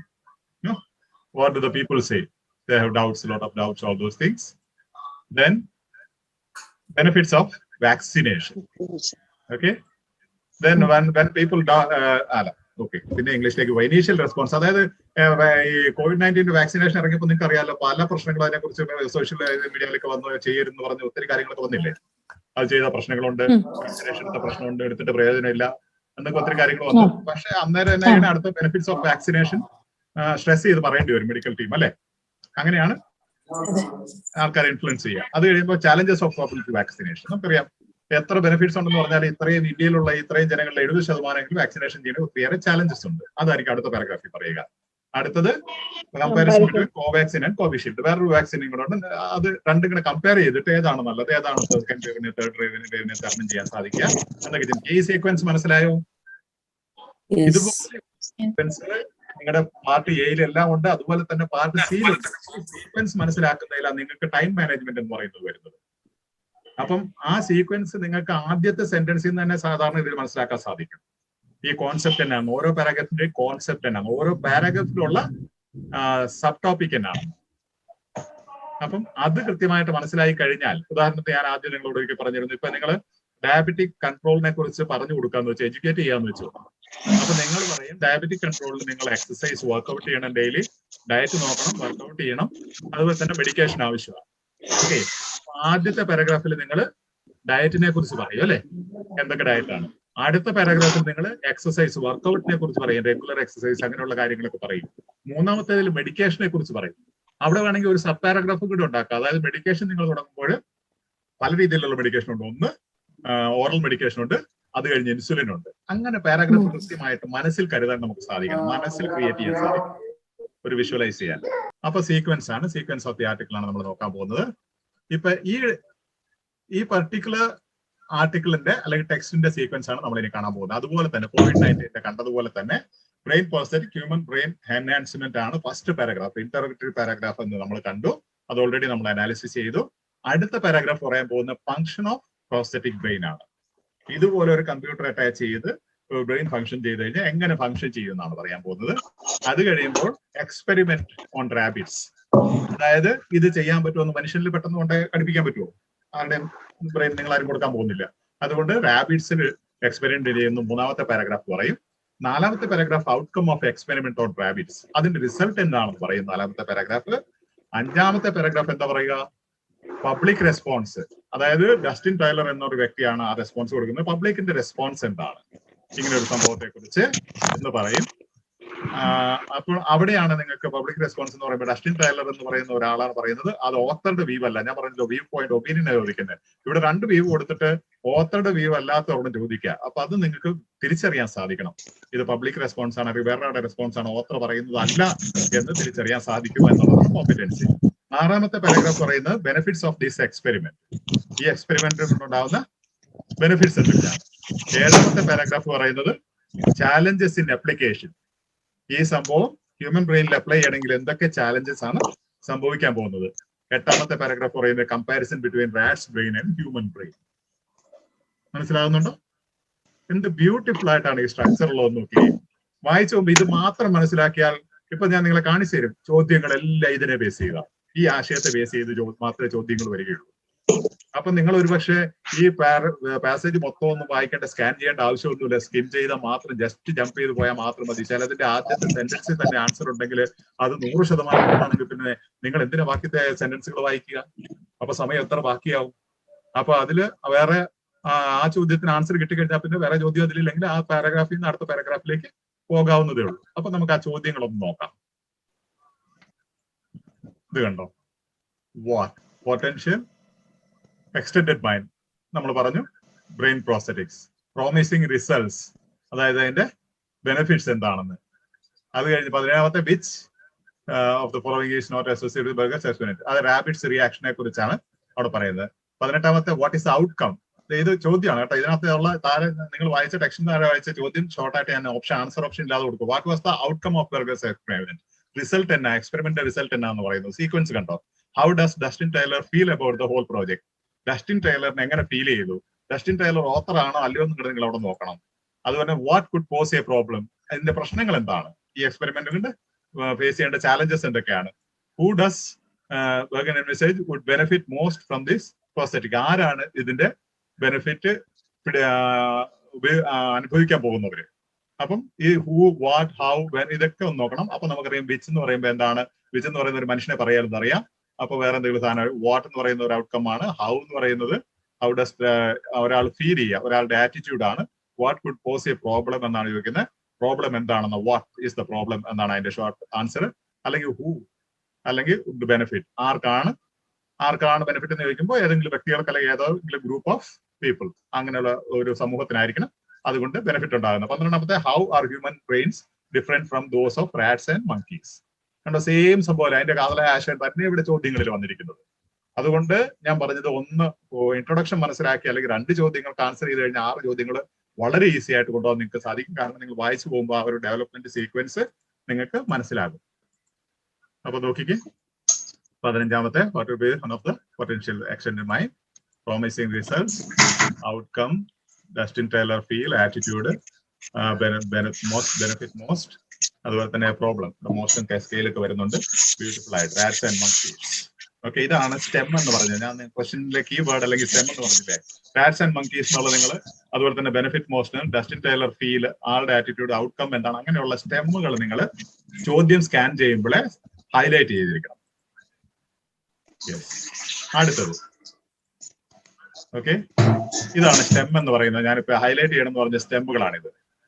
15ാം ചോദ്യത്തിൽ extended mind ആണ്, അതായത് prosthetic ബ്രെയിനിനെ കുറിച്ച് പറയുന്നു. അതുപോലെ തന്നെ promising results, rabbits reaction, outcome, Dustin Tyler feel, ഒരാളുടെ attitude ഒപ്പീനിയനാണ് ചോദിക്കുന്നത്. Benefit most from the prosthetic, ആരാണ് ബെനിഫിറ്റ് ചെയ്യുന്നത്, പോസ് എ പ്രോബ്ലം, ചാലഞ്ച് എന്താണെന്ന് പറയുന്നു. അതുപോലെ തന്നെ ഇതാണ് സ്റ്റെം എന്ന് പറയുന്നത്. ഇതാണ് നിങ്ങൾ ഹൈലൈറ്റ് ചെയ്യേണ്ടത്. How to handle scan the questions, question statements, humans brain versus rats brain. ഇതാണ് നിങ്ങൾ സ്റ്റെം എന്ന് ഹൈലൈറ്റ് ചെയ്യേണ്ട. ആ ചോദ്യം ഹൈലൈറ്റ് ചെയ്യുന്ന ഏറ്റവും പ്രധാനപ്പെട്ട കാര്യം, അത് നിങ്ങൾ ആദ്യം കിട്ടുന്ന സമയത്ത് നിങ്ങൾ ഹൈലൈറ്റ് ചെയ്തിരിക്കണം. അപ്പോഴാണ് നിങ്ങൾക്ക് എളുപ്പം ആൻസർ കണ്ടുപിടിക്കാൻ പറ്റുക. എന്ത് ബ്യൂട്ടിഫുൾ ആണെന്ന് നോക്കിയേ. പ്രോസ്തെറ്റിക് ബ്രെയിൻ, അടുത്ത step functions of prosthetic brain, അടുത്ത സ്റ്റെപ്പ്, അടുത്ത പാരഗ്രാഫ് ആണ് എക്സ്പെരിമെന്റ് ഓഫ് റാബിറ്റ്സ്, അടുത്തത് ഔട്ട്കം ഓഫ് എക്സ്പെരിമെന്റ്. ഞാനിപ്പോ ഒന്ന് കമ്പയർ ചെയ്യാണ്, ചോദ്യവും ഈ ടെക്സ്റ്റും കൂടെ കമ്പയർ ചെയ്യാണ്. പബ്ലിക് റെസ്പോൺസ്, പാര 5, പാര 6 ബെനിഫിറ്റ്സ് ഓഫ് ദ എക്സ്പെരിമെന്റ്, പാര 7 challenges in application, benefit of the experiment, അത് കഴിഞ്ഞ് ചാലഞ്ചസ് ഇൻ ആപ്ലിക്കേഷൻ, അത് കഴിഞ്ഞ് rats brain and human brain. ഇപ്പൊ നോക്കിയാൽ അതിനോട് പാരലൽ ആയിട്ട് ഞാൻ ചോദ്യങ്ങൾ കൊടുക്കുകയാണ്. ചോദ്യം നമ്പർ 5 ബ്രെയിൻ പ്രോസ്തെറ്റിക് എന്ന് പറഞ്ഞാൽ എക്സ്റ്റെൻഡഡ് മൈൻഡ്. ചോദ്യം number 16 functions of B, promising results, എന്തൊക്കെയാണ് results. Experiment on rabbits, rabbits reaction, experiment ചെയ്തപ്പോൾ അതിന്റെ റിയാക്ഷൻ എന്നാണ് ചോദ്യത്തിൽ. Outcome of experiment, outcome of Berger's experiment. Public response, 19ാമത്തെ ചോദ്യം ഡസ്റ്റിൻ ടൈലർ ഫീൽ അബൌട്ട് എന്ന് പറഞ്ഞാൽ പബ്ലിക്കിന്റെ ഒരു റെസ്പോൺസ് പറയുകയാണ്, അവരുടെ ഒരു ഫീലിംഗ് പറയുകയാണ്. അടുത്തത് benefit of the experiment, benefit most from prosthetic, ആരാണ് ബെനിഫിറ്റ് എടുക്കുക. അടുത്ത പാരാഗ്രാഫിന് ചോദ്യം നോക്കിയേ, പോസ് എ പ്രോബ്ലം, ചാലഞ്ചസ് എന്താണ്. വേറെ 8 rats brain, human brain, human brain versus rats brain. ഇതാണ് റൈറ്റ് സൈഡിൽ കാണുന്നതാണ് ചോദ്യത്തിലെ സ്റ്റെം വേർഡ്സ്. ഇതാണ് പാരാഗ്രാഫിന്റെ ഫോക്കസ് അല്ലെങ്കിൽ മെയിൻ ഐഡിയ, ഓരോ പാരാഗ്രാഫിന്റെ മെയിൻ ഐഡിയ. കാര്യങ്ങൾ ക്ലിയർ ആണെന്ന് ഓർക്കുന്നു. എന്ത് ബ്യൂട്ടിഫുൾ ആയിട്ട് ഇങ്ങനെയൊക്കെ ചെയ്തു നോക്കിക്കുക. ഒത്തിരി ചെയ്യേണ്ട, ഞാൻ പറയുന്നത് ചുരുക്കം ചിലതെങ്കിലും നിങ്ങൾ പുസ്തകത്തിലെങ്കിലും ഇതുപോലെ ഒന്ന് എഴുതി വെച്ച് നോക്കിക്കേ. അങ്ങനെ എഴുതി വെച്ചിട്ട് അയച്ചു തരികയാണ് തീർച്ചയായിട്ടും ഞാൻ വേണമെങ്കിൽ ഒന്ന് ചെക്ക് ചെയ്തിട്ട് നിങ്ങൾ പറയും നിങ്ങൾ ചെയ്യുന്നത് ശരിയാണോ. ആരംഭത്തിൽ മുഴുവനൊന്നും ശരിയാകണമെന്നില്ല, പക്ഷെ അതാണ് നിങ്ങളുടെ കോമ്പിറ്റൻസി കാണിക്കുക. അങ്ങനെയാണ് നിങ്ങളെ ട്രെയിൻ ചെയ്യാൻ സാധിക്കുക. അല്ലാണ്ട് വെറുതെ ഇങ്ങനെ ക്ലാസ് എടുത്തത് കൊണ്ട് കുറച്ചൊക്കെ കാര്യങ്ങൾ നിങ്ങൾക്ക് പിടികിട്ടുന്നല്ലാണ്ട് വേറെ ഒരു കാര്യവുമില്ല.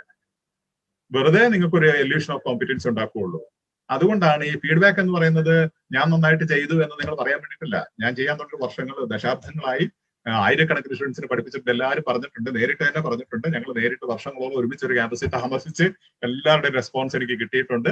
അവർ പറയുന്നുണ്ട് നിങ്ങൾ കൺഗ്രാജുലേറ്റ് ചെയ്യുന്നു ഒക്കെ നല്ലതാണ്, പക്ഷെ അതിലുപരി നിങ്ങളുടെ ലേണിംഗ് എക്സ്പീരിയൻസ് ആണ് അറിയേണ്ടത്. അതുകൊണ്ട് എനിക്ക് മനസ്സിലാകും എന്താണ് ചെയ്യേണ്ടത്. ഇപ്പൊ കഴിഞ്ഞ ദിവസത്തെ റെസ്പോൺസിൽ ഒരാൾ പറഞ്ഞു അല്പം സ്പീഡ് കുറയ്ക്കണം. സ്പീഡ് കൂടുന്നുണ്ടോ ഇപ്പൊ? ഓക്കെ, അപ്പൊ ഞാൻ മനസ്സിലാക്കുന്നത് മലയാളത്തിൽ എത്ര പറഞ്ഞാലും നിങ്ങൾക്ക് സ്പീഡ് കൂടിയാല് ഇംഗ്ലീഷ് പറയുമ്പോൾ സ്പീഡ് കൂടും. ഇംഗ്ലീഷ് ഞാൻ ഇതിനേക്കാളും സ്ലോയിലാണ് പറയുന്നത്, പക്ഷെ ആ ഇംഗ്ലീഷിന് ഭയങ്കര വഴുതഴുതാണ്, അതങ്ങ് തെന്നി പോവുകയാണ് അല്ലെ. അതുകൊണ്ട് നമുക്ക് ആ റെസ്പോൺസ് നിന്ന് മനസ്സിലാക്കാൻ പറ്റുന്നതിനാണ് നിങ്ങൾക്ക് കോമ്പിറ്റൻസി കുറവുണ്ട്.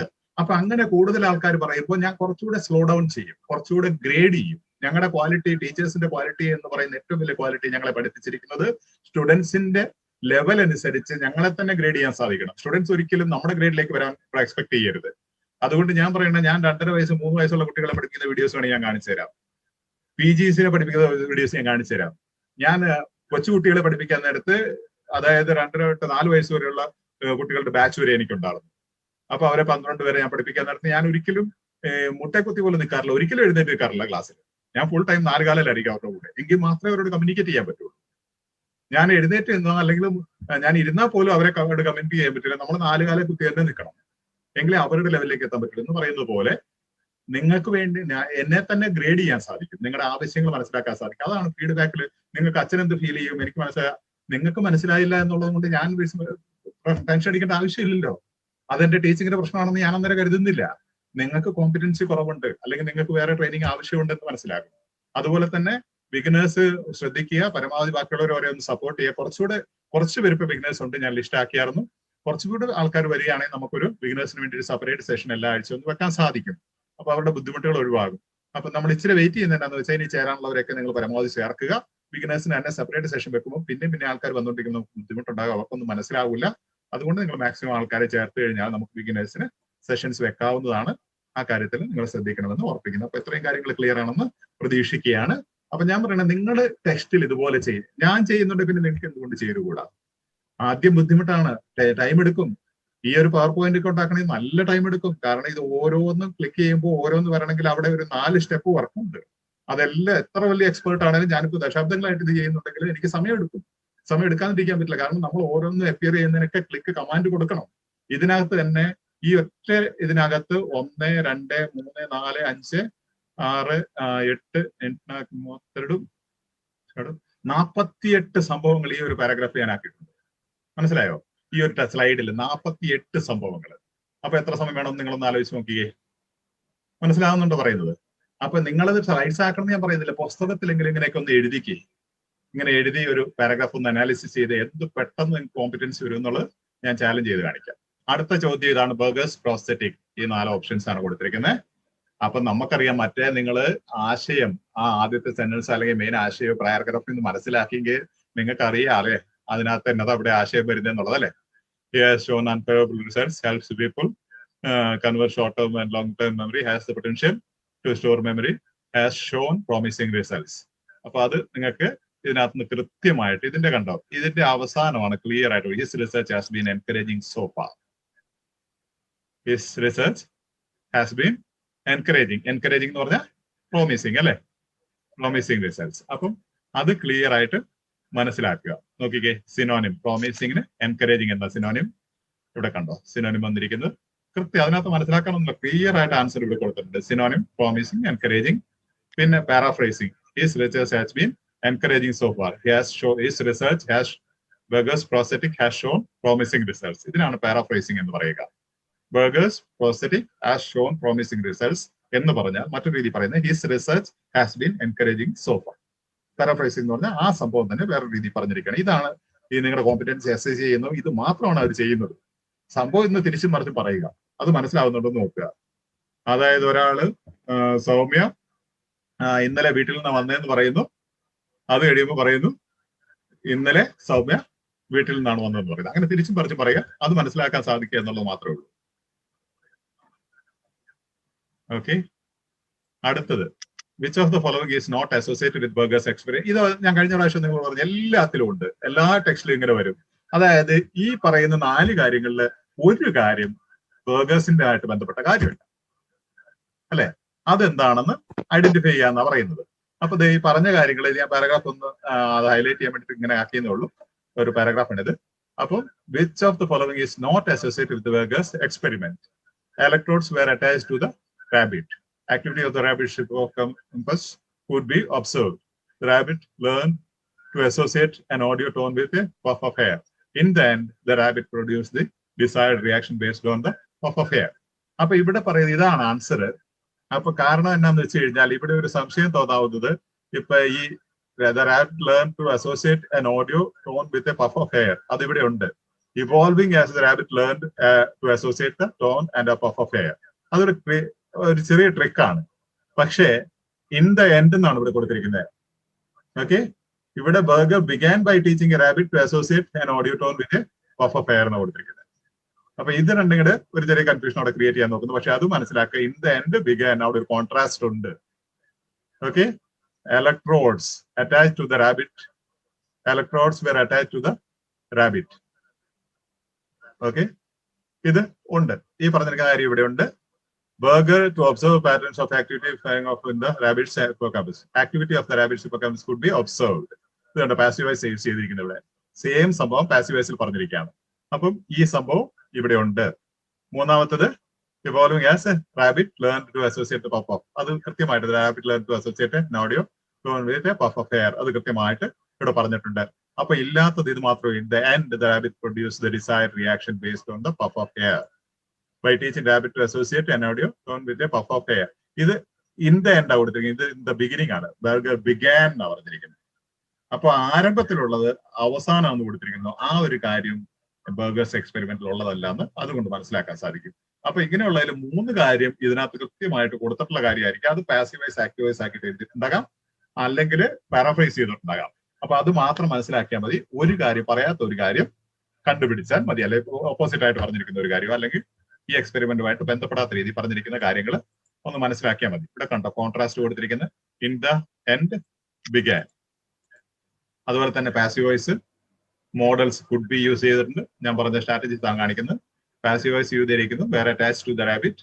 electrodes were attached to the rabbit. Okay, reference them എന്ന് പറഞ്ഞാൽ ന്യൂറോൺസ് ആണ്, അല്ലാണ്ട് ഈ റാറ്റ്സ് അല്ലാന്നും നമ്മൾ മനസ്സിലാക്കണം. അതിനാണ് റെഫറൻസ് എന്ന് പറഞ്ഞത്. them എന്ന് പറയുന്ന പ്രോണൗൺ എന്തിനെയാണ് സൂചിപ്പിക്കുന്നതെന്ന് നമ്മൾ ഓർക്കും. അത് റാബിറ്റ്സിനെയാണ് സൂചിപ്പിക്കുന്നത് അല്ല. ഇവിടെ പറയുന്നത് beggars refers to these patterns as a space time code representing where the neurons are in the rabbit's brain at a specific moment. beggar watch the neurons. അത് മനസ്സിലാക്കണം, അല്ലെങ്കിൽ ആൻസർ മാറിപ്പോകും, അല്ലെങ്കിൽ അർത്ഥം മാറിപ്പോകും. ഓക്കെ, അടുത്തത് how does Dustin Tell feel about the whole project? Attitude ആണ്. ഇതെല്ലാം attitude, enthusiastic, skeptical, optimistic, pessimistic. അപ്പം ഇവിടെ തന്നെ നമുക്ക് മനസ്സിലാവും ഫീൽ എന്നുള്ളതാണ് സ്റ്റെം വേർഡ്. ഡസ്റ്റിൻ ടൈലർ എന്നുള്ള പേരുണ്ട്, അത് നിങ്ങൾ ഐഡന്റിഫൈ ചെയ്യണം. കാരണം പലരും അവിടെ അഭിപ്രായം പറയും. അതിനകത്ത് ഡസ്റ്റിൻ ടൈലറിന്റെ ഫീലിംഗ് എന്താണെന്ന് ചോദിച്ചിരിക്കുന്നത്. വേറൊരാൾക്ക് ഒപ്റ്റിമിസ്റ്റിക് ആയിട്ട് ഫീൽ ചെയ്തിട്ടുണ്ടാകും, പെസിമിസ്റ്റിക് ആയിട്ട് ഫീൽ ചെയ്തിട്ടുണ്ടാകും. പക്ഷെ ഡസ്റ്റിൻ ടൈലർ, ആ പേരും ഈ ഫീൽ എന്നുള്ളതുമാണ് സ്റ്റെം വേർഡ്. അതുകൊണ്ട് ആറ്റിറ്റ്യൂഡ് ആണ് ഇവിടെ അസസ് ചെയ്യുന്നത്. ഒരാളുടെ ആറ്റിറ്റ്യൂഡ് അല്ലെങ്കിൽ ഒരാൾക്ക് നമുക്ക് വായിച്ച് മനസ്സിലാക്കാൻ സാധിക്കുമോ? അപ്പൊ നോക്കിക്കേ, ഇവിടെ 2 പേരുടെ പേര് കൊടുത്തു. ഡസ്റ്റിൻ ടൈലർ ഉണ്ട്, ബർഗർ ഹിംസെൽഫ് ഈസ് ഒപ്റ്റിമിസ്റ്റിക്. ഇവിടെ ഒപ്റ്റിമിസ്റ്റിക് എന്ന് കൊടുത്തിട്ടുണ്ട്, ഇവിടെ ഒപ്റ്റിമിസ്റ്റിക് ഉണ്ട്. പക്ഷേ ഇവിടെ ഒരു സ്റ്റിൽ എന്ന് പറയുന്ന കോൺട്രാസ്റ്റ് ഉണ്ട്. ഡസ്റ്റിൻ ടൈലർ സ്കെപ്റ്റിക്കൽ ആയിരുന്നു എന്നാ പറയുന്നത്. ഞാൻ പറഞ്ഞില്ല കൺക്ലൂഷൻ. ഇവിടെ കണ്ടോ, അവൻ പറയുന്നത് the brain have all of these prosthetic interfacing with the brain have one fundamental challenge. അതായത് ഡസ്റ്റിൻ ടൈലർ പറയാം ഇതൊക്കെ പറഞ്ഞാൽ ഇതിനകത്ത് ഭയങ്കര പ്രശ്നങ്ങളുണ്ട്. ഓക്കെ, അത് കഴിയുമ്പോൾ പറയാണ്, ഇവിടെ പറയുന്നു trying to find technology that will go into the mass of neurons and be able to connect with them on a reasonable high resolution level is tricky. Connect with them എന്ന് പറഞ്ഞാൽ neurons ആണ്. ഇവിടെ again them എന്നുള്ള reference ആണ്. Is tricky. അതായത് ഈ human ബ്രെയിനുമായിട്ട് ഇങ്ങനെയുള്ള കാര്യങ്ങളൊക്കെ കണക്ട് ചെയ്യുക എന്ന് പറയുന്നത് ഭയങ്കര ട്രിക്കിയാണ്, ഭയങ്കര പ്രശ്നമാണെന്ന് പറയുമ്പോൾ അർത്ഥം എന്നാ? പുള്ളി പോസിറ്റീവ് ആണെന്നാണോ? അല്ല, സ്കെപ്റ്റിക്കൽ ആണ് എന്ന് പറയുന്നത് സംശയമാണ് പുള്ളിക്കുന്നത്. അപ്പം മനസ്സിലാക്കണം, അതാണ് കൺക്ലൂഷൻ, ഡ്രോയിങ് കൺക്ലൂഷൻ എന്ന് പറഞ്ഞത്. കൃത്യമായിട്ട് സ്കെപ്റ്റിക്കൽ എന്ന് പറഞ്ഞിട്ടില്ല, എന്നാലും ആള് പറയുകയാണ് ഇതൊക്കെ ഭയങ്കര പ്രശ്നമുള്ള കാര്യം, അതും നടപ്പിലാവുന്ന കാര്യമില്ല എന്ന് പറയുമ്പോൾ എന്നാ? ആള് സ്കെപ്റ്റിക്കൽ ആണ്, ആൾക്ക് ബോധ്യമില്ല നടക്കുന്നുള്ളത്. അതാണ് ചോദിച്ചിരിക്കുന്നത്. ഒരാളുടെ ആറ്റിറ്റ്യൂഡും ആ കൺക്ലൂഷൻ ഡ്രോ ചെയ്യുക. ഈ കാര്യത്തിൽ നിന്ന് ഈ പാരഗ്രാഫ് വായിച്ചിട്ട് ആളുടെ മനോഭാവം എന്താണെന്ന് പറയുക, അത്രയേ ഉള്ളൂ. മനോഭാവം എന്താണെന്ന് പറയാൻ ബുദ്ധിമുട്ടുള്ളത്. ഇങ്ങനെയൊക്കെ ആണെങ്കിൽ അങ്ങനെയൊക്കെയാണെന്ന് പറഞ്ഞ് ഇതൊന്നും ശരിയാകുന്ന പരിപാടിയല്ലെന്ന് പറയുമ്പോൾ പുള്ളി അതിനെ കുറിച്ച് ഒപ്റ്റിമിസ്റ്റിക് ആണ്, പ്രതീക്ഷയുണ്ട് പുള്ളിക്കുന്നാണോ? ഇല്ല, പുള്ളി സംശയിക്കുന്നു, പുള്ളിക്ക് അതിൽ ബോധ്യമില്ല എന്നാണ്. അപ്പം അത് ഒരു കോൺട്രാസ്റ്റ് വെച്ച് ചോദിക്കുന്നുണ്ടോ, ഇവിടെ ഒരു കോൺട്രാസ്റ്റ് ചെയ്തിരിക്കുന്നുണ്ടോ?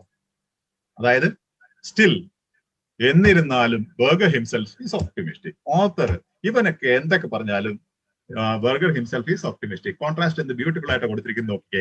അല്ലെങ്കിൽ ഇതാണ് ആൻസർ എന്ന് പറഞ്ഞ് നമ്മളിവിടെ നോക്കി. ഈ ഡസ്റ്റിൻ ടൈലർ എന്നുള്ള പേര് കൃത്യമായിട്ട് നമ്മൾ അണ്ടർലൈൻ ചെയ്തില്ല, ഹൈലൈറ്റ് ചെയ്തില്ല എങ്കിൽ, ഈ പേരും ആ പേരുമായിട്ട് കൺഫ്യൂസ് ചെയ്തെങ്കിൽ ഇതാണ് ആൻസർ എന്ന് നമ്മൾ ഓർക്കും. കാരണം സ്കെപ്റ്റിക്കൽ എന്ന് എവിടെയും കൊടുത്തിട്ടില്ല, ഒപ്റ്റിമിസ്റ്റിക് എന്ന് കൃത്യമായിട്ട് കൊടുത്തിട്ടുണ്ട്. സ്കെപ്റ്റിക്കൽ എന്ന് എവിടെയും കൊടുത്തിട്ടില്ല. അതാണ് പറഞ്ഞത് ആറ്റിറ്റ്യൂഡ് കൺക്ലൂഷൻ ഡ്രോ ആണ്. ഈ ഒരു പാരഗ്രാഫ് ഈ പറയുന്ന കാര്യങ്ങളിൽ നിന്ന് കൺക്ലൂഷൻ ഡ്രോ ചെയ്യുന്നത് എങ്ങനെയാണെന്നാണ് പറയുന്നത്. ഇതാണ് ഒരു പ്രധാനപ്പെട്ട, വളരെ ചാലഞ്ചിങ് എന്ന് നിങ്ങൾക്ക് തോന്നുന്ന ഇതാണ്. പക്ഷെ നിങ്ങൾ മലയാളത്തിൽ പറഞ്ഞ പോലെ ഒരു കാര്യം പറഞ്ഞിട്ട് ഒരു സംഭവം നിങ്ങൾ ഒരു പ്രോജക്റ്റിനെ കുറിച്ച് നിങ്ങൾ ഡിസ്കസ് ചെയ്തു, അന്നേരം വേറെ ആൾ പറഞ്ഞാൽ അതൊന്നും മാർക്ക് ഇവിടെ നടക്കാൻ പോകുന്ന കാര്യമല്ലപ്പ, പോയിട്ട് ഇരുന്ന് ക്ലാസ് ആയിട്ട് ആരും പോകുമ്പോൾ പോലെ അതിന് വേണ്ടി പൈസ കളയുന്നതിന് വേറെ ആളെടുത്ത് പോകും. അപ്പൊ നിങ്ങളുടെ ഭർത്താവാണ് പറയുന്നതെങ്കിൽ ഭർത്താവ് നിങ്ങളുടെ പോയിട്ട് എഴുതുന്നതിനെ കുറിച്ച് ഒപ്റ്റിമിസ്റ്റിക് ആണോ സ്കെപ്റ്റിക്കൽ ആണോ? സ്കെപ്റ്റിക്കൽ ആണ്. പ്രത്യേകിച്ച് പറയേണ്ട ആവശ്യമില്ല. നീ എഴുതി കിട്ടുമെന്ന് എനിക്ക് സംശയം ഉണ്ടെന്ന് പറയേണ്ട ആവശ്യമില്ല. ഇതൊന്നും നടക്കാൻ പോകുന്ന കാര്യമല്ല, വെറുതെ പൈസ കളയാന്നുള്ളൂ എന്നൊക്കെ പറഞ്ഞു കഴിഞ്ഞാൽ അതിന്റെ അർത്ഥം നീ എഴുതി എടുക്കുന്നുള്ളത് എനിക്ക് സംശയം ഉണ്ടെന്നാണ്. അതാണ് കൺക്ലൂഷൻ ഡ്രോ ചെയ്യാന്ന് പറയുന്നത്. അത് ചുരുക്കം ചില ചോദ്യങ്ങളിൽ വരാറുണ്ട്, അതുകൊണ്ട് അത് ശ്രദ്ധിക്കുക. അപ്പം still burger himself is optimistic, അവിടെ ഒരു കോൺട്രാസ്റ്റ് കാണിക്കുന്നുണ്ട് കൃത്യമായിട്ട്. അത് മനസ്സിലാകുന്നുണ്ടെന്നാണ് അവർ നോക്കുന്നത്. അപ്പൊ ഞാൻ പറഞ്ഞു ഒപ്റ്റിമിസ്റ്റിക് എന്നുള്ള ഈ 4 ഓപ്ഷനിൽ ഒപ്റ്റിമിസ്റ്റിക് എന്ന് പറയുന്നത് കൃത്യമായിട്ട് ഇവിടെ കൊടുത്തിട്ടുണ്ട്. പക്ഷേ ആരാണ് ഒപ്റ്റിമിസ്റ്റിക് എന്നുള്ളത് പ്രധാനപ്പെട്ട. അതുകൊണ്ട് പറഞ്ഞ നെയിം ഈസ് ഇമ്പോർട്ടന്റ്, നിങ്ങൾ ഹൈലൈറ്റ് ചെയ്യണം. ഓക്കെ, സ്കെപ്റ്റിക്കൽ എന്ന് കൊടുത്തിട്ടില്ല. പക്ഷേ ഈ പാരഗ്രാഫിൽ നിന്ന് ഡസ്റ്റിൻ ടൈലറിനെ കുറിച്ച് പറയുമ്പോൾ അവൻ ഒപ്റ്റിമിസ്റ്റിക് അല്ല എന്ന് ഏത് ബോധമുള്ളവനും ഇത് വായിക്കും മനസ്സിലാകുന്നതാണ് പറഞ്ഞു വരുന്നത്.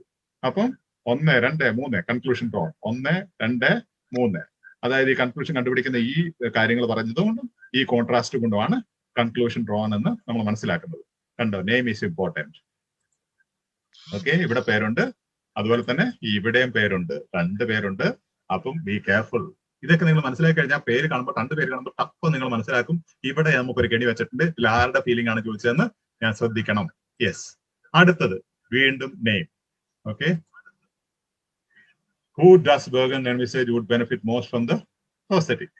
ഇവിടെ പേര് പറഞ്ഞിരിക്കുന്നു, ഇതുണ്ടോ ബർഗൻ, നോക്കിക്കേ ഇവിടെ പറഞ്ഞിരിക്കുന്നത്. യെസ്, ഇപ്പൊ ഇത് കണ്ടോ നിങ്ങൾ, who does Berger envisage would benefit most. ആർക്കാണ് ഇതിന്റെ ബെനിഫിറ്റ് കിട്ടുന്നത്? ആൽഷമേഴ്സ് പേഷ്യൻസിനാണോ, people with memory problems, people with dementia, people who have had strokes.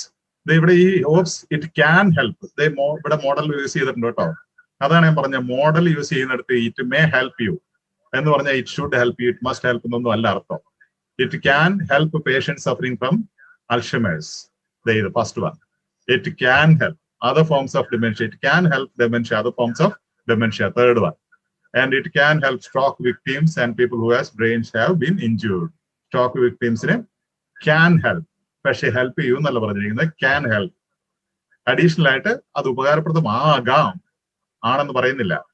What he, ഇവിടെ ഏറ്റവും പ്രധാനപ്പെട്ട ഇതാണ്, what he envisions bringing to market. അതായത് ഹി എന്നുള്ള റെഫറൻസ് ആണ്, ഹി എന്ന് പറഞ്ഞ ബർഗൻ ആണ്. ഇത് ചോദ്യത്തിലാണുള്ളത്. ഈ പാരഗ്രാഫിൽ നിങ്ങൾ വായിക്കുമ്പോൾ ബർഗൻ എന്ന് ഇവിടെ കൊടുത്തിട്ടില്ല, പക്ഷെ പ്രീവിയസ് പാരഗ്രാഫിൽ കൃത്യമായിട്ട് ബർഗനെ റെഫർ ചെയ്തിട്ടുണ്ട്. അതുകൊണ്ടാണ് പാരഗ്രാഫ് ഈ എന്ന് പറയുന്നത്. ഹി എന്നുള്ളത് ആരാണെന്ന് മനസ്സിലായെങ്കിൽ ബർഗൻ ആണെന്ന് നമുക്ക് മനസ്സിലാവുള്ളൂ. അപ്പൊ പുള്ളി പറയുന്നത് on his research is a brain prosthetic for people with memory problems. ഇവിടെ what he envisions bringing to market based on his research is a brain prosthetic for people with memory problems. അതായത് ഇത് കൃത്യമായിട്ട് പറയുന്നുണ്ട്, ഈ എൻവിഷൻസ് അവൻ plan ചെയ്യാണ് മാർക്കറ്റിൽ കൊണ്ടുവരാൻ. ഇത് അവന്റെ റിസർച്ചിന്റെ ഫലം മാർക്കറ്റിൽ കൊണ്ടുവരാൻ വേണ്ടിയിട്ട് പ്ലാൻ ചെയ്യുക. ആർക്ക് വേണ്ടിയിട്ടാ? പീപ്പിൾ വിത്ത് മെമ്മറി പ്രോബ്ലംസ്, അവരെ സഹായിക്കാൻ വേണ്ടിയിട്ടാണ്. അതിന്റെ കൂടെ അവസാനം പറയുന്നത് ചിലപ്പം പേഷ്യൻസ് ഓഫ് ആൽഷമേഴ്സ് ഉള്ളവർക്കും ഡെമെൻഷ്യ ഉള്ളവർക്കും സ്ട്രോക്സ് ഉള്ളവർക്കും ഇത് സഹായകമാകാം. പക്ഷെ അതാണ് മോസ്റ്റ് സ്കെയിൽ കണ്ടോ, വുഡ് ബെനിഫിറ്റ് മോസ്റ്റ് എന്ന് പറയുമ്പോൾ ഇതൊക്കെയാണോ? അല്ല, അത് സെക്കൻഡറി ആണ്. മോസ്റ്റ് അതാ പറഞ്ഞ സ്കെയിൽ ഇമ്പോർട്ടന്റ് ആണെന്ന് പറഞ്ഞു. ഈ സ്കെയിൽ മനസ്സിലാക്കിയെങ്കിലേ ഇവിടെ മനസ്സിലാവുള്ളൂ, ഇല്ലെങ്കിൽ ഈ ഓപ്ഷൻസിലേക്ക് നമ്മൾ പോകാൻ സാധ്യതയുണ്ട്. അതുപോലെ തന്നെ ക്യാൻ, വുഡ് ഒക്കെ മനസ്സിലാക്കുക, മോഡൽസ് മനസ്സിലാക്കുക, റെഫറൻസ് മനസ്സിലാക്കുക. ഇവിടെ കണ്ടോ മോഡൽസ്, ഓക്കെ, ഇത് കണ്ടോ, ഇതാണ് ഞാൻ പറഞ്ഞ റെഫറൻസ്. നിങ്ങൾക്ക് മനസ്സിലാക്കണം, അല്ലെങ്കിൽ കൺഫ്യൂഷൻ ഉണ്ടാവും പറഞ്ഞു. ഇത് പ്രീവിയസ് പാരഗ്രാഫ് സ്റ്റിൽ നമ്മൾ കണ്ടായിരുന്നല്ലോ, ഹിംസെൽഫ് ഈസ് ഓപ്റ്റിമിസ്റ്റിക് എന്ന് പറഞ്ഞു. അടുത്തതിൽ വാട്ട് ഹീ എന്ന് തുടങ്ങുമ്പോൾ അതിന് മുമ്പ് വേറെ ടൈലറിന്റെ കാര്യം പറഞ്ഞിരുന്നു, പക്ഷേ ഇതിന് തൊട്ട് മുമ്പുള്ള ആളെയാണ് ഉദ്ദേശിക്കുന്നതെന്ന് നമ്മൾ മനസ്സിലാക്കണം. ഇവിടെ ഹീ എന്ന് കൊടുത്തിട്ടുള്ളൂ. അപ്പൊ ഈ പാരഗ്രാഫിൽ ആരാണ് ഇത് എന്ന് നമുക്ക് മനസ്സിലാക്കണേ. റെഫറൻസ് എന്ന് പറയുന്ന ആ സ്ട്രാറ്റജി നമുക്ക് അറിഞ്ഞിരിക്കണം. So reference he means Bergen, Bergen, he, Bergen. Yes, എന്തായി? ഏതെങ്കിലും സൈഡിനെ കുറിച്ച് എന്തെങ്കിലും സംശയമുണ്ടോ? Excuse me, I'm Sylvia. Yes. Could you explain to me again regarding that 17th question? It says began and in end in the passage, so it will really confuse when we write in the exam. No, Father, could you please explain to me again? Yes, one sec, let me come back to it again. 17. Yes, this one, right? Yes, Father. Yes. Now you see, which of the following is not associated with Berger's experiment? Okay. Okay. In the beginning, you did something, and at the end, you did something. Are they same? No. You are saying, I'm telling you, today, as soon as you got up, you brushed your teeth. Yes, And somebody else is telling, no, she didn't brush her teeth at all. She brushed at night. Is it same? No, it is controversy. Contradictory, no? So does it apply to you? No, Father. No. So maybe we are doing a list now. I am giving a 4 list what you did. What's your name? Sylvia. Sylvia ചെയ്ത 4 കാര്യങ്ങൾ ഞാൻ പറഞ്ഞിട്ട് പറയുകയാണ്. Sylvia ചെയ്ത കാര്യങ്ങളാ. രാവിലെ Sylvia പല്ല് തേച്ചു. ഞാൻ സ്റ്റേറ്റ്മെന്റിൽ ക്വസ്റ്റ്യൻ സ്റ്റേറ്റ്മെന്റ് കൊടുത്തിരിക്കുക, കിടക്കാൻ അവൾ രാവിലെ പല്ല്, അതായത് കിടക്കാൻ പോകുന്നത് പല്ല് തേക്കാറുള്ളൂ. അത് അപ്ലൈ ആവോ സിൽവയ്ക്ക്? No. അതാ ഞാൻ പറഞ്ഞത്. ഇൻ ദ എൻഡ് എന്ന് പറഞ്ഞിട്ട് ആ കാര്യം ചെയ്തിരിക്കുന്ന എവിടെ? In the end the rabbit produced the desired reaction based on the puff of air. Berger began by teaching rabbit to associate an audio tone with a puff of air administered to the rabbit's face, causing it to blink. അപ്പൊ ഇത് began ആണ്. ബർഗറിന്റെ കാര്യത്തിൽ അവൻ ഈ കാര്യമാണ് തുടങ്ങിയത്. പക്ഷെ ഇവിടെ പറഞ്ഞിരിക്കുന്നത് ബർഗർ അവസാനം ഇത് സംഭവിപ്പിച്ചു എന്നാണ്. ആണോ? അവസാനം ബർഗറിന്റെ എക്സ്പെരിമെന്റിൽ എന്താ സംഭവിച്ചത്? പ്രോസ്തെറ്റിക് ബ്രെയിന് ഉണ്ടാക്കി മനുഷ്യനിൽ അപ്ലൈ ചെയ്യാൻ വേണ്ടി ശ്രമിച്ചല്ലേ? അതാണ് എക്സ്പെരിമെന്റിന്റെ റിസൾട്ട്. അല്ലാണ്ട് എലീനെ ആരംഭത്തിൽ എലീനെ എലിയുടെ കണ്ണടപ്പിക്കുക എന്നുള്ളതാണ് എക്സ്പെരിമെന്റിന്റെ റിസൾട്ട് അല്ലല്ലോ. So that is clear, no? അതായത് അവിടെ പറയുന്നതേ ഉള്ളൂ ഇൻ ദ എൻഡ് എന്നുള്ളത്. അതാണ് നമ്മുടെ കോൺട്രാസ്റ്റ് ആണ് അവർ അവിടെ കൊടുത്തിരിക്കുന്നത്. In the end versus began. ഈ കോൺട്രാസ്റ്റ് നിങ്ങൾക്ക് മനസ്സിലാവുക എന്നുള്ളതാണ്. അപ്പൊ ഞാൻ പറഞ്ഞ നിങ്ങളുടെ ഫോക്കസ് മുഴുവൻ ഈ ബൾബിലേക്കാണ് പോകേണ്ടത്, ഈ സ്ട്രാറ്റജീസിലേക്കാണ് പോകേണ്ടത്, അല്ലാണ്ട് മറ്റു കാര്യങ്ങളിലേക്കല്ല. ഡീറ്റെയിൽസിലേക്ക് നിങ്ങൾ പോകേണ്ട ആവശ്യമില്ല. ഇതാകെ ഈ 17ാമത്തെ മാത്രം ഒരു ഇച്ചിരി കൺഫ്യൂഷൻ ഉണ്ടാക്കുന്ന ഒരു ചോദ്യം ഇതിനകത്തുള്ളൂ. ബാക്കിയെല്ലാം വളരെ പ്ലെയിൻ ആയിട്ടുള്ളതാണ്.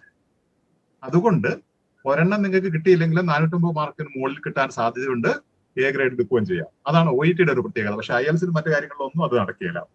നിങ്ങൾക്ക് 9 കിട്ടണമെങ്കിൽ എല്ലാം ശരിയായിരിക്കണം, ഒരു മിസ്റ്റേക്കും ഇല്ലാണ്ട്. OET-ൽ നിങ്ങൾക്ക് 450 സ്കോർ കിട്ടാൻ എല്ലാം ശരിയാകണമെന്ന് നിർബന്ധമില്ല.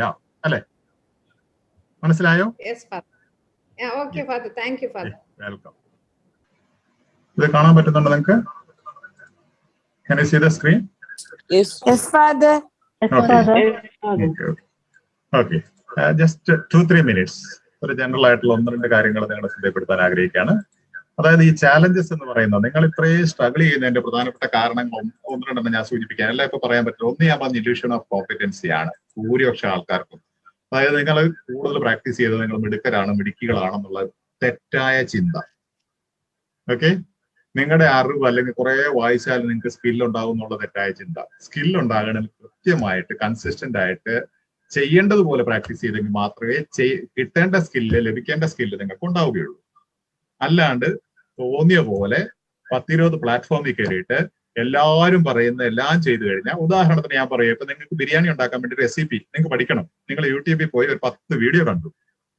ഒരാൾ പാം ഓയിൽ ചേർക്കാൻ പറഞ്ഞു, ഒരാൾ ഡാൽഡ ചേർക്കാൻ പറഞ്ഞു, ഒരാൾ വെളിച്ചെണ്ണ ചേർക്കാൻ പറഞ്ഞു, അല്ലെങ്കിൽ വേറെ എണ്ണ ചേർക്കാൻ പറഞ്ഞു. നിങ്ങൾ ഈ എണ്ണ എല്ലാം ചേർത്തു. ഒരാൾ പറഞ്ഞു ചിക്കൻ ബിരിയാണിക്ക് പച്ചമുളക് ഇട്ടാൽ മതി എന്ന് പറഞ്ഞു. നിങ്ങൾ പച്ചമുളക് ഇട്ട്, അടുത്ത ആൾ പറഞ്ഞു മുളക് പൊടി ഇടാൻ പറഞ്ഞു, അടുത്ത ആൾ മുളക് പൊടി ഇട്ട്, അടുത്ത ആൾ പറഞ്ഞു കുരുമുളക് പൊടി ഇടണമെന്ന് പറഞ്ഞു. ഇവരെല്ലാം വേറെ വേറെ രീതിയിലാണ് പ്രിപ്പയർ ചെയ്യാൻ പറഞ്ഞത്. ഇതെല്ലാം കൂടെ നിങ്ങൾ ഇട്ട്, ഈ 5-6 പേര് പറഞ്ഞ വീഡിയോയിലുള്ള സാധനം എല്ലാം കൂടെ ഇട്ട് നിങ്ങൾക്ക് ഒരു ബിരിയാണി ഉണ്ടാക്കി ബിരിയാണി ആവുമോ? അവരുടെ ആരുടെയെങ്കിലും കുഴപ്പമുണ്ടോ? എല്ലാവരും കൃത്യം പറഞ്ഞ അവര് പറഞ്ഞ കാര്യങ്ങൾ മാത്രം ചെയ്തായിരുന്നു നല്ല സൂപ്പർ ബിരിയാണി ആയാന്. പക്ഷെ എല്ലാവരും കൂടെ പറഞ്ഞു ചേർത്ത് കഴിഞ്ഞാൽ, മലയാളത്തിൽ പറയാറില്ല എല്ലാവരും പലരും കൂടിയ പാമ്പിയായിരുന്നു. ഇതെല്ലാം കൂടെ കൂടി കഴിയുമ്പോൾ ഏതാണ്ട് ഒരു പരുവാവും നിങ്ങളുടെ OET. അതാണ് ശരിക്കും സംഭവിച്ചുകൊണ്ടിരിക്കുന്നത്. കാരണം ശരിക്കും സിസ്റ്റമാറ്റിക് ആയിട്ട് പോവുകയാണെങ്കിൽ ഞാൻ പറയുന്നല്ലോ, നിങ്ങൾക്ക് ആവശ്യത്തിനുള്ള ഈ ക്ലാസ്സുകൾ ഞാനിപ്പോ തരുന്നതായിട്ട് ധാരാളം മതി. കാരണം ഒരാഴ്ചത്തേക്ക് പ്രാക്ടീസ് ചെയ്യാൻ ഇഷ്ടം പോലെ. ഇന്നത്തെ ക്ലാസ് നിങ്ങൾ അറ്റൻഡ് ചെയ്തിട്ട് നിങ്ങൾ C പാർട്ട് ഇതുപോലെ ഒന്ന് വർക്ക്ഔട്ട് ചെയ്ത് എഴുതി വർക്ക്ഔട്ട് ചെയ്താല് നിങ്ങൾക്ക് കോമ്പിറ്റൻസ് വന്നില്ലെങ്കിൽ നിങ്ങൾ ചെലവാക്കിയ പൈസ മുഴുവൻ ഞാൻ തരും എക്സാം എഴുതാൻ വേണ്ടി. ഇതുവരെ ചെലവാക്കിയത് എനിക്ക് ഉറപ്പുണ്ട്. നിങ്ങളിപ്പോ റിയൽ ക്ലാസ് റൂമിലാണെങ്കിൽ ഞാൻ ഇതൊക്കെ ചെയ്യിപ്പിക്കും, നിങ്ങളെ കൊണ്ട് കൃത്യമായിട്ട് ചെയ്യിപ്പിച്ചിരിക്കും. ഞാൻ റിയൽ ക്ലാസ് റൂമുള്ള നേരത്തെ ഞാൻ ഒരു സ്ലൈഡ്സ് എന്റെ ജീവിതത്തിൽ ഉണ്ടാക്കിയിട്ടില്ല. കൊറോണ വന്നിട്ട് ഞാൻ അതിന് മുമ്പൊക്കെ ഉണ്ടാക്കുമായിരുന്നു. ഇപ്പൊ ക്യാമ്പസിൽ ട്രെയിനിങ് സെന്ററിലൊക്കെ ആകുമ്പോൾ ഞാൻ ഉണ്ടാക്കാറില്ല. കാരണം സ്റ്റുഡൻസ് ഇഷ്ടംപോലെ സ്ലൈഡ്സ് ഉണ്ടാക്കി അവരുടെ കമ്പ്യൂട്ടറിൽ വെക്കും.